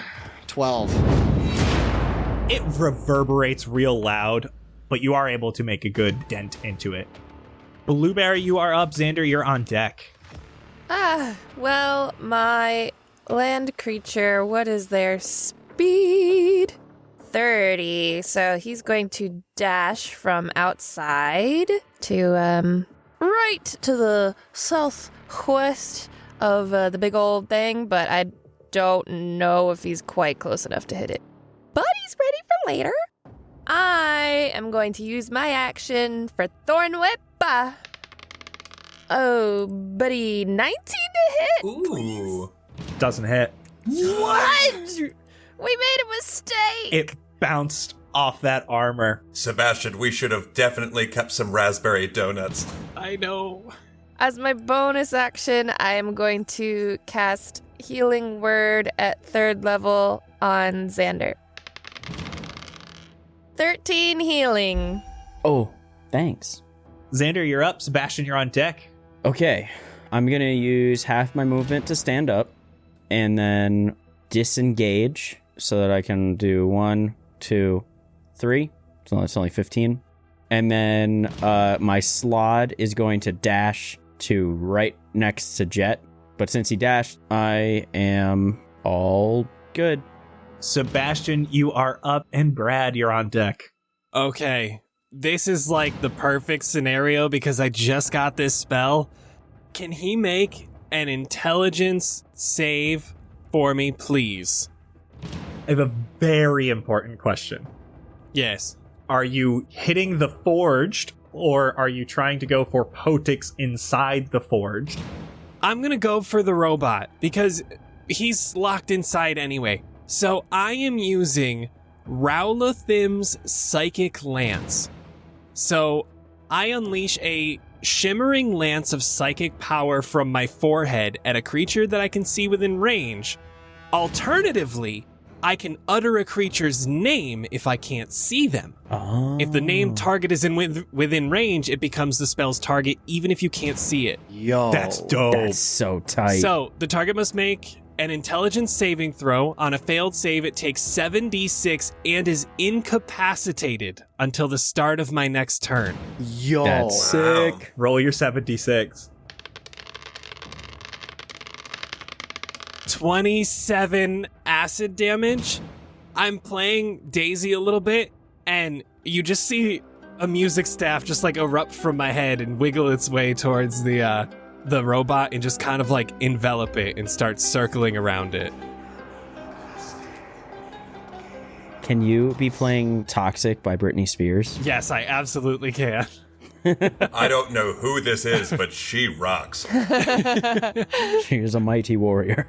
I was just kind of riffing, and then I hear Xander's suggestion from in front of me of Toxic by Britney Spears, so I switch over like mid-riff, and the music staff goes up his back and like through his shirt and kind of bellows his shirt a little bit and gives him like goosebumps, and I'm going to give him Bardic Inspiration as the staff goes towards the robot. Hell yeah.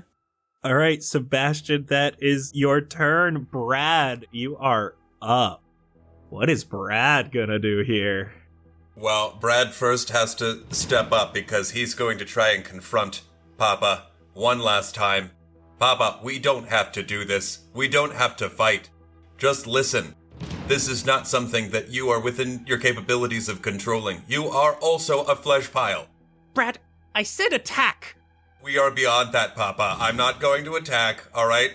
You're throwing a little bit of a tantrum, quite honestly. Please, I don't want to hurt you or Titan, and which I've given the Titan the acronym of totally incredibly terrifying annihilation nightmare, because that is what it is.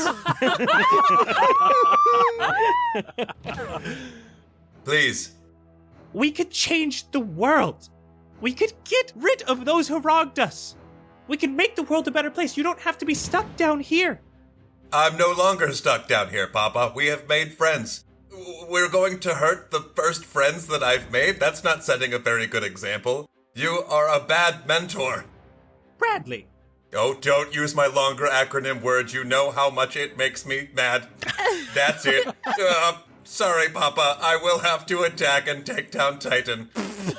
I am raging, and I think what I will have to try and do, because he's raging and because Brad is definitely not completely thinking completely straight at this time, I think that he takes his javelin and tries to pierce the door and get right on the cord that connects his vein to the Titan itself. Okay. This is a Hail Mary. Give me an attack roll with your javelin. 17! Okay. 17. Hey. That's super gonna hit. You get your 17 plus your 9. Plus the 9, so that's 26. And then I roll a D... What is it, the javelin? It's a D6. D6. Plus your 6 plus your 2. Yeah, that makes sense. All right, flying high like a D6. Here we go. Wow. That is a 5 plus a 6. So I rolled a 5. That's 11 plus another 2, which is 13. You can see that not only do you pierce that chassis, as you come back down, you can see that you actually did hit the core as it sparks. Ooh. It sparks, and Poetix jumps back a little bit. Is that the end of your turn, I should say? Oh, no, you have a second attack. Great. This is awesome. So I will use, I think, can I use my great axe? Yeah, that's fun. We've cracked the door, but I think I need to pave the way for other people to be able to get in to Poetix if I can. So I would like to take the great axe to the door that is still guarding Poetix from us. Give me another attack roll. Going for an attack roll. It's an 8. All right, so 8 plus 9, correct, is a 17? Just in case, you do have my inspiration too, so you can roll an extra D8. So you can roll 2d8 and add the highest to that 17. I'm gonna go ahead. Let's try this. So roll 2d8, take the higher. Do it. Okay, I'm doing it. 7. Hey! Yeah. Let's Oh, go! yeah. Bam. That's plenty. Easy hit. So roll that d12 plus your 8 damage this time. Got you. D12. It's an 8, so plus 6, which is 14, plus 2 is 16 damage. This thing is already looking so messed up, and you completely crack that chassis off. You can see the core is in there. It almost looks like it's falling out. You can see Poetix is holding on for dear life as he's trying to get it to move. You can actually see at the top of the order, the lair action doesn't seem to be working. Oh, Yes, go! Yes! The forged outside were rushing you guys. And at this point, they're just kind of grazing, walking around. They almost look confused. Looks like they're not aggressive right now. okay. Yeah, I'm thinking they're back to like their normal life because it's incapacitated right now. The thing controlling them is incapacitated, so they must have their free will back. Okay. But that's still not good. Like, Still because not if good. they're left to their own devices, they're going to evolve and do the whole thing that Jett is real upset about. So We need to end this. That is the Titan's turn, and it cannot do anything. Sorry, Papa. Jett, you're up. Blueberry, you're on deck. Seeing Brad open up the stomach, basically, I'm putting my shield on my back. Try to hit him as hard as I can. 15. You're hitting Poetix. Yes. That does hit. Okay. 14 damage. And we're going at it again. 8. Yeah, that's not going to hit. Blueberry, you are up. Okay. First, the badger's gonna try to maul the machine. It's not going for Poetix, it's going for the machine. That's 18 to hit. Nope. And 16 doesn't hit. Oh, wait, but it's restrained? Was it incapacitated? Incapacitated simply means the creature can't take actions or reactions. Attacks don't have advantage, and hits aren't automatic criticals like paralyzed or unconscious. So they're still there in their brain somehow so that they can, like, dodge and stuff, I guess. Yeah, it's weird. Anywho, so that misses, but I'm gonna try to cast Polymorph on the Titan. Oh, What? wait, the Poetix will be inside it. Yep, that's a wisdom save. I got a -1. okay. So I'm turning it into a giant toad. Ooh. Okay. Oh, a battle toad, if you will. You turn it into a giant toad. Blueberry, roll me 4d6. 6. Oh, Oof. You can see that this toad starts burning from the ground that it's standing on. Oh. But what happens to Poetix is the question. Well, a swallowed target is blinded and restrained and takes 3d6 acid damage on the start of the toad's turns. So does he end up in the stomach? He was in the stomach of the Titan. Roll me 3d6. Yes. 10. Normally, I like to let the player describe this. oh no. You have slain Poetix. Oh, Oh, Oh. The toad falls asleep on the hot grate, and it slowly takes damage before it turns back into this large monstrosity with the chassis open, and a dead Poetix falls out along with the Silurium communication core. Oh my god! Oh, Blue. Brad, look what away. did you do? The fuck? I just thought something big that wouldn't crush him, that could, like, that he wouldn't be controlled. I thought frog is, like, relatively harmless.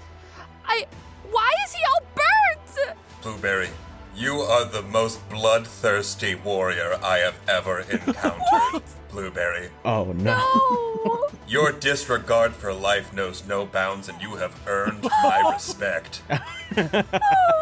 From one barbarian to another, I admire your bloodthirst. to the vegan.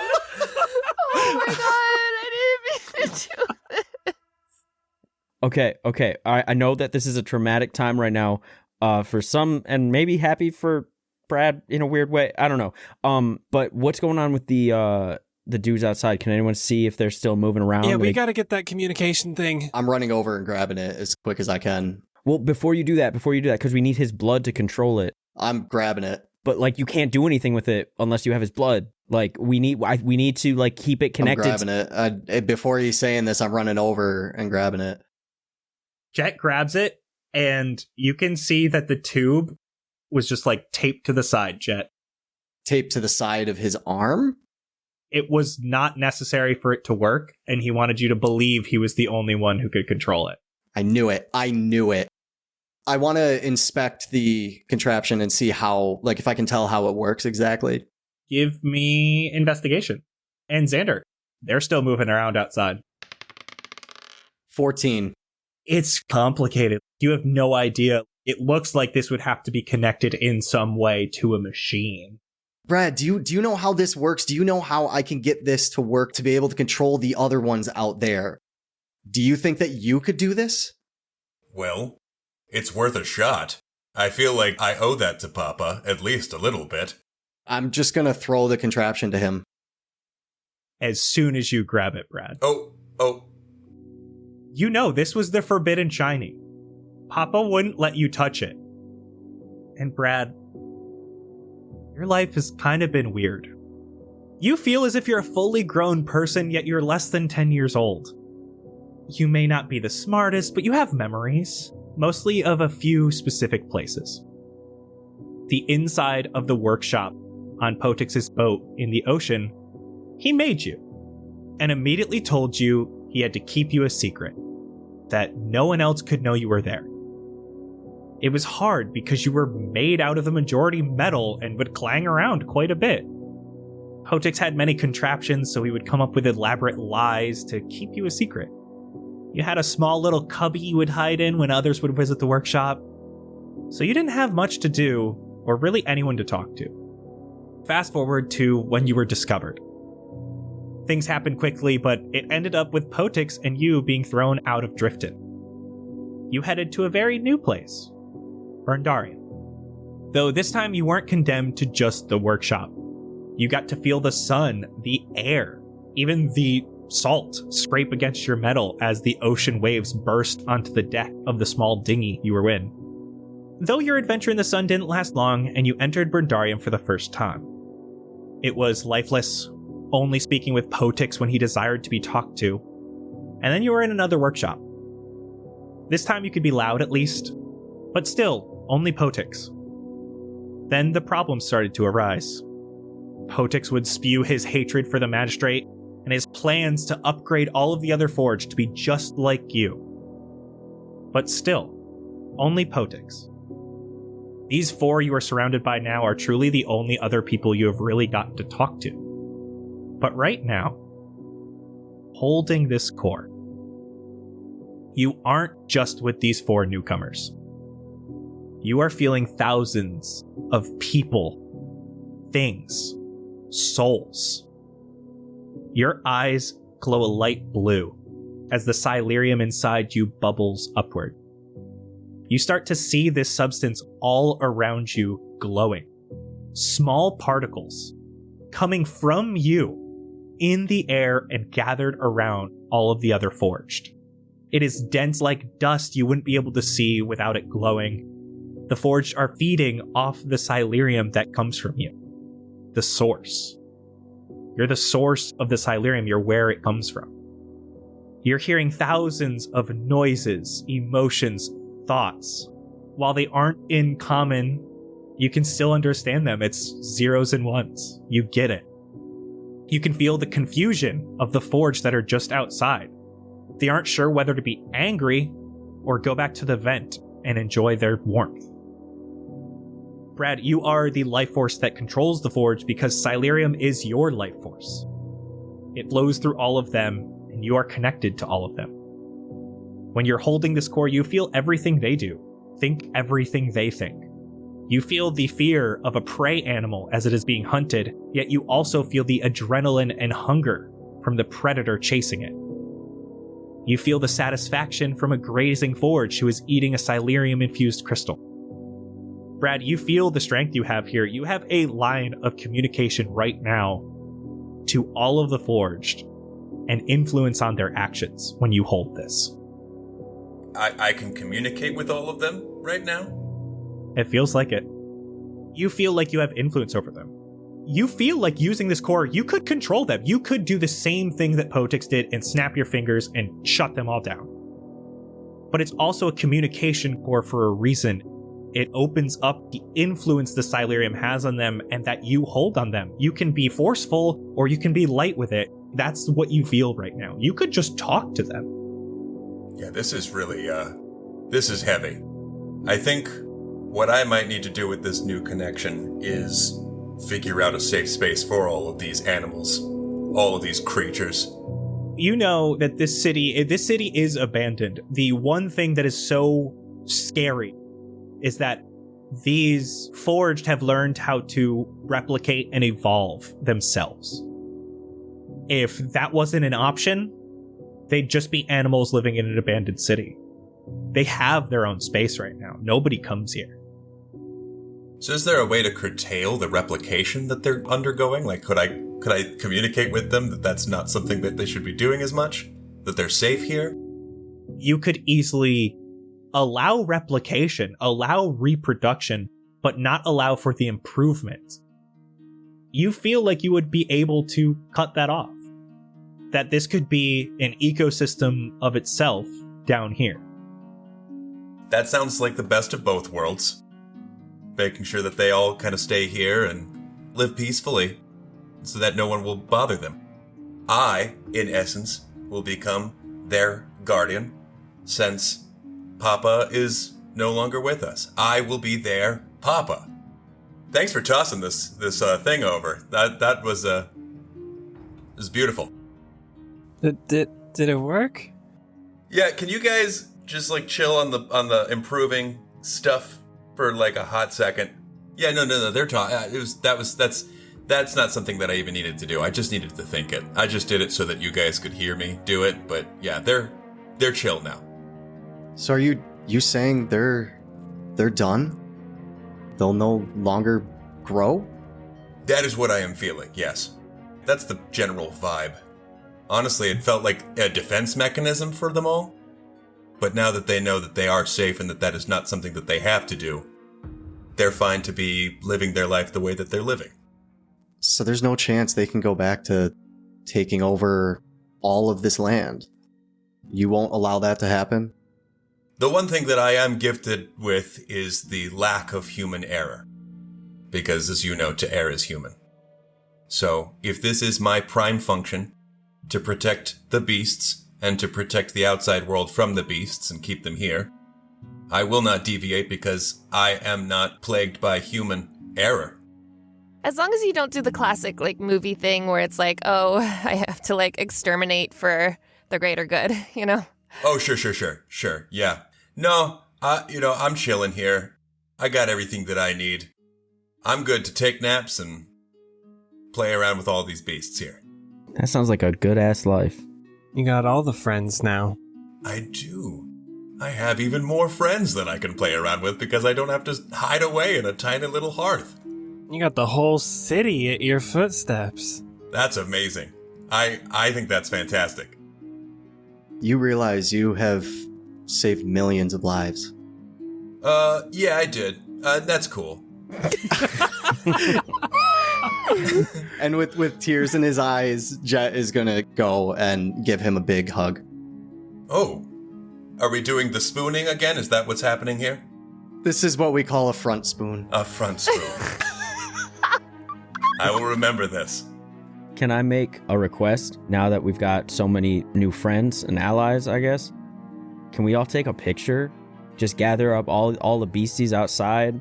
We all pose. We all are, I'm assuming it's a posing, and however we're posed lives on for all time? Exactly. Yeah. That sounds lovely, but I might have a request too, or maybe just a piece of advice. Xander, if you have any other piece of clothing you may want to be commemorated in for all of eternity, maybe switch it out now. Again, buddy to buddy. I appreciate and I respect your opinions and your decisions. I support you. I know who you are. I see you. I'm recognizing you. But I'm going to respectfully decline for right now. All right. Thank you. But All right. Well, that's okay, and I will still give you that dap. hell yeah, you dap it up, Dap it up. and then everyone get into a pose. Set the camera on the statue. I'm down on one knee in front of Brad with the metal horns and just a cheesy little smile. Yeah, I'm doing a guitar pose. Oh, you can have Daisy. I'll hand him Daisy. Thank you. I'll try not to crush it. I'm gonna try to time it so that I jump with my hands on the back of Brad's shoulder. So I just jump up, just to be like, woo! Up in the air. Yes. I'm going to have Charlotte's protection kind of levitate right next to me, and I'm going to grab one of the bunnies and put it right on top of it and kind of have my arm around it. Look at this bloodthirsty warrior that's atop my shoulders right now. Oh, amazing. Is the slot in the photo? Yeah. Yeah, the slot. I'm sitting on the back of the slot, so I'm very tall also. And Nomura's on my shoulder. There we go. Oh, where's Frederick? Frederick's on my shoulders. All right, Xander, give me performance with advantage, because everybody's helping you with this one. And you have inspiration still from me. It's true. 18. It's a very beautiful picture. You're able to get the low light filter just right, because it is rather dark down here. You can see that some of the silurium is glowing from Brad's belly. So just a nice, beautiful, happy picture. There are a few things before you guys say your goodbyes. Poetix brought you here because there was some magistrate information. Oh, I totally forgot. God, yeah. And it looks like it's a lot. So you decide, grab all the books and read it when you have time. So you have everything with you. Yeah. Yeah. As you guys plan on leaving Burndarium. To the airship. You guys got an airship? Yeah. We just found it. Oh, that's awesome. When you're not ruling the robots, you'll have to come on it sometime. I know. Thank the creator that I'm not capable of being jealous. Because it would kick in right about now.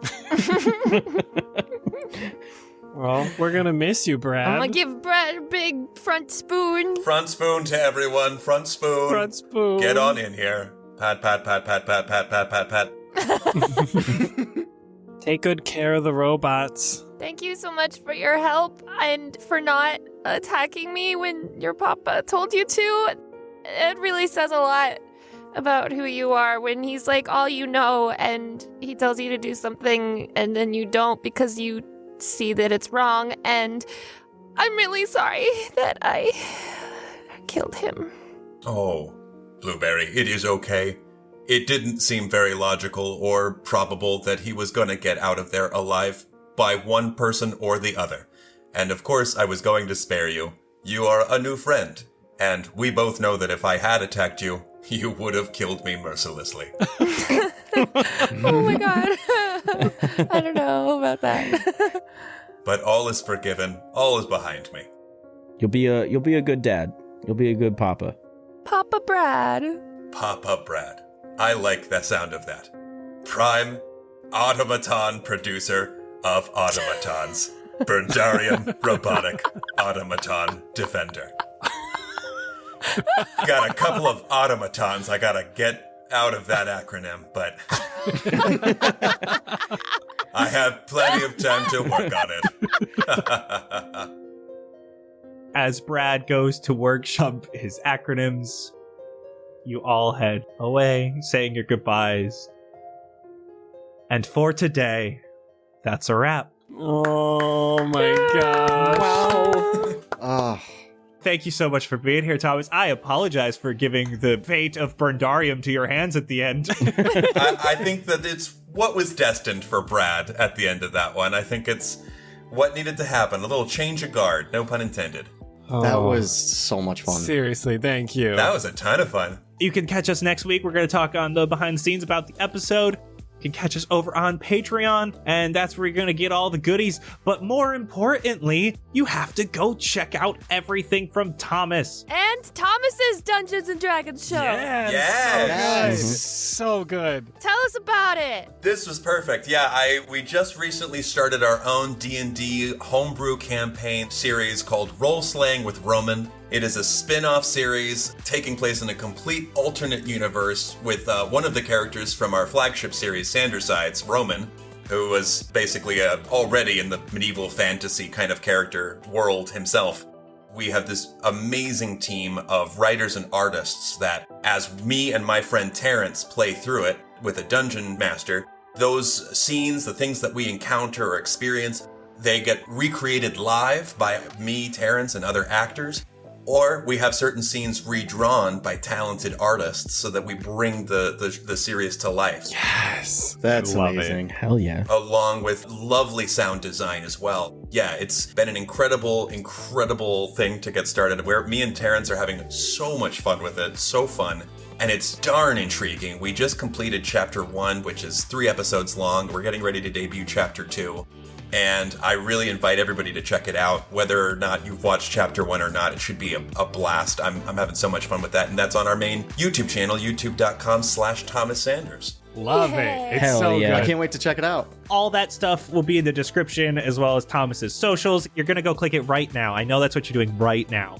Thomas, again, thank you so much. This was a blast. You were hilarious. I loved Brad. Thank you so much. No, thank you. Oh my gosh, Yes, we thank you so much. appreciate your time. Honestly, it's an honor, man. It was a blast. Lovely meeting all of you guys and fighting alongside you.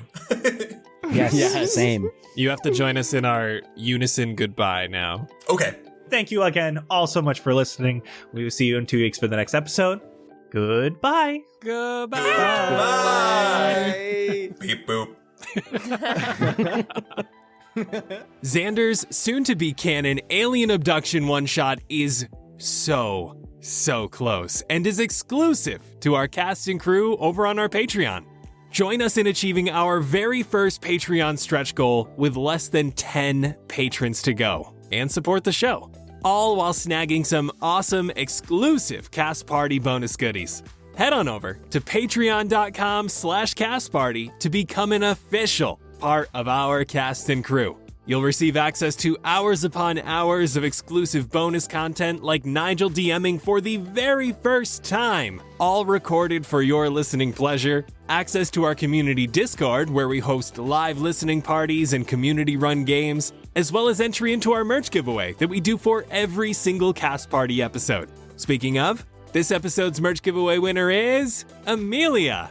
We just got in our Matthias's University of Modern Magic College Crest crewnecks, and good lord, they are my favorite. You need to go check them out at cast-party.myshopify.com.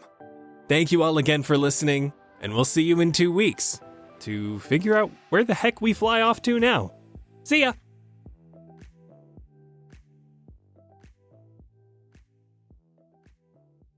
Here's a bear. Okay, have a bear. It's the penis bear. It's the penis Oh, bear. it's a bear. Stop. It is small, though, so I will note that. Hey, don't make fun of him. Oh, no, the whole animal is small. Wow. This Friends Day extravaganza, hosted by Brad, is wonderful. So many friends all in one place. The alligator, St. E. Love, isn't even trying to eat that flying rabbit, E. Flo, as he so often does. War-torn Knight, how are you? I don't know whether to shake your paw or your stinger. Are you also excited for Jesky Fire's flying stunts? The new wings on her look great. Too bad Ash will never be able to get his own pair anymore. I know he was looking forward to being a flying spider monkey.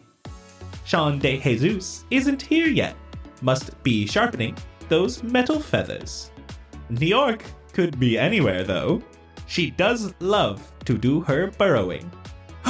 Do you see that? Dubwood the panther has finally come out of that silly burlap sack. The cat really is out of the bag. Lord Asselberg is quite the dancer when he's not trying to maul every single forged within 1,000 feet of him. Look over there. Isuik is standing with Jeff the Milkman. They were always so competitive, fighting over the Silurium trophy. But now they are sharing a frothy Silurium pint. Everything is going wonderful. Oh, no. There goes that Lady Lorax, always spouting craziness, saying she can speak to those metal trees. Time to leave. Lexi, I wouldn't go there if I was you. We should hit up that new mac and cheese joint.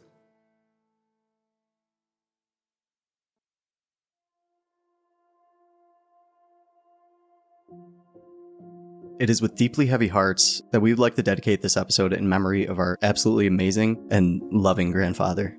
William, or how we like to call him Gimpa, graced us with his presence 87 years ago and filled our lives with love and compassion. He has since left us physically, but he will always be with us in our hearts.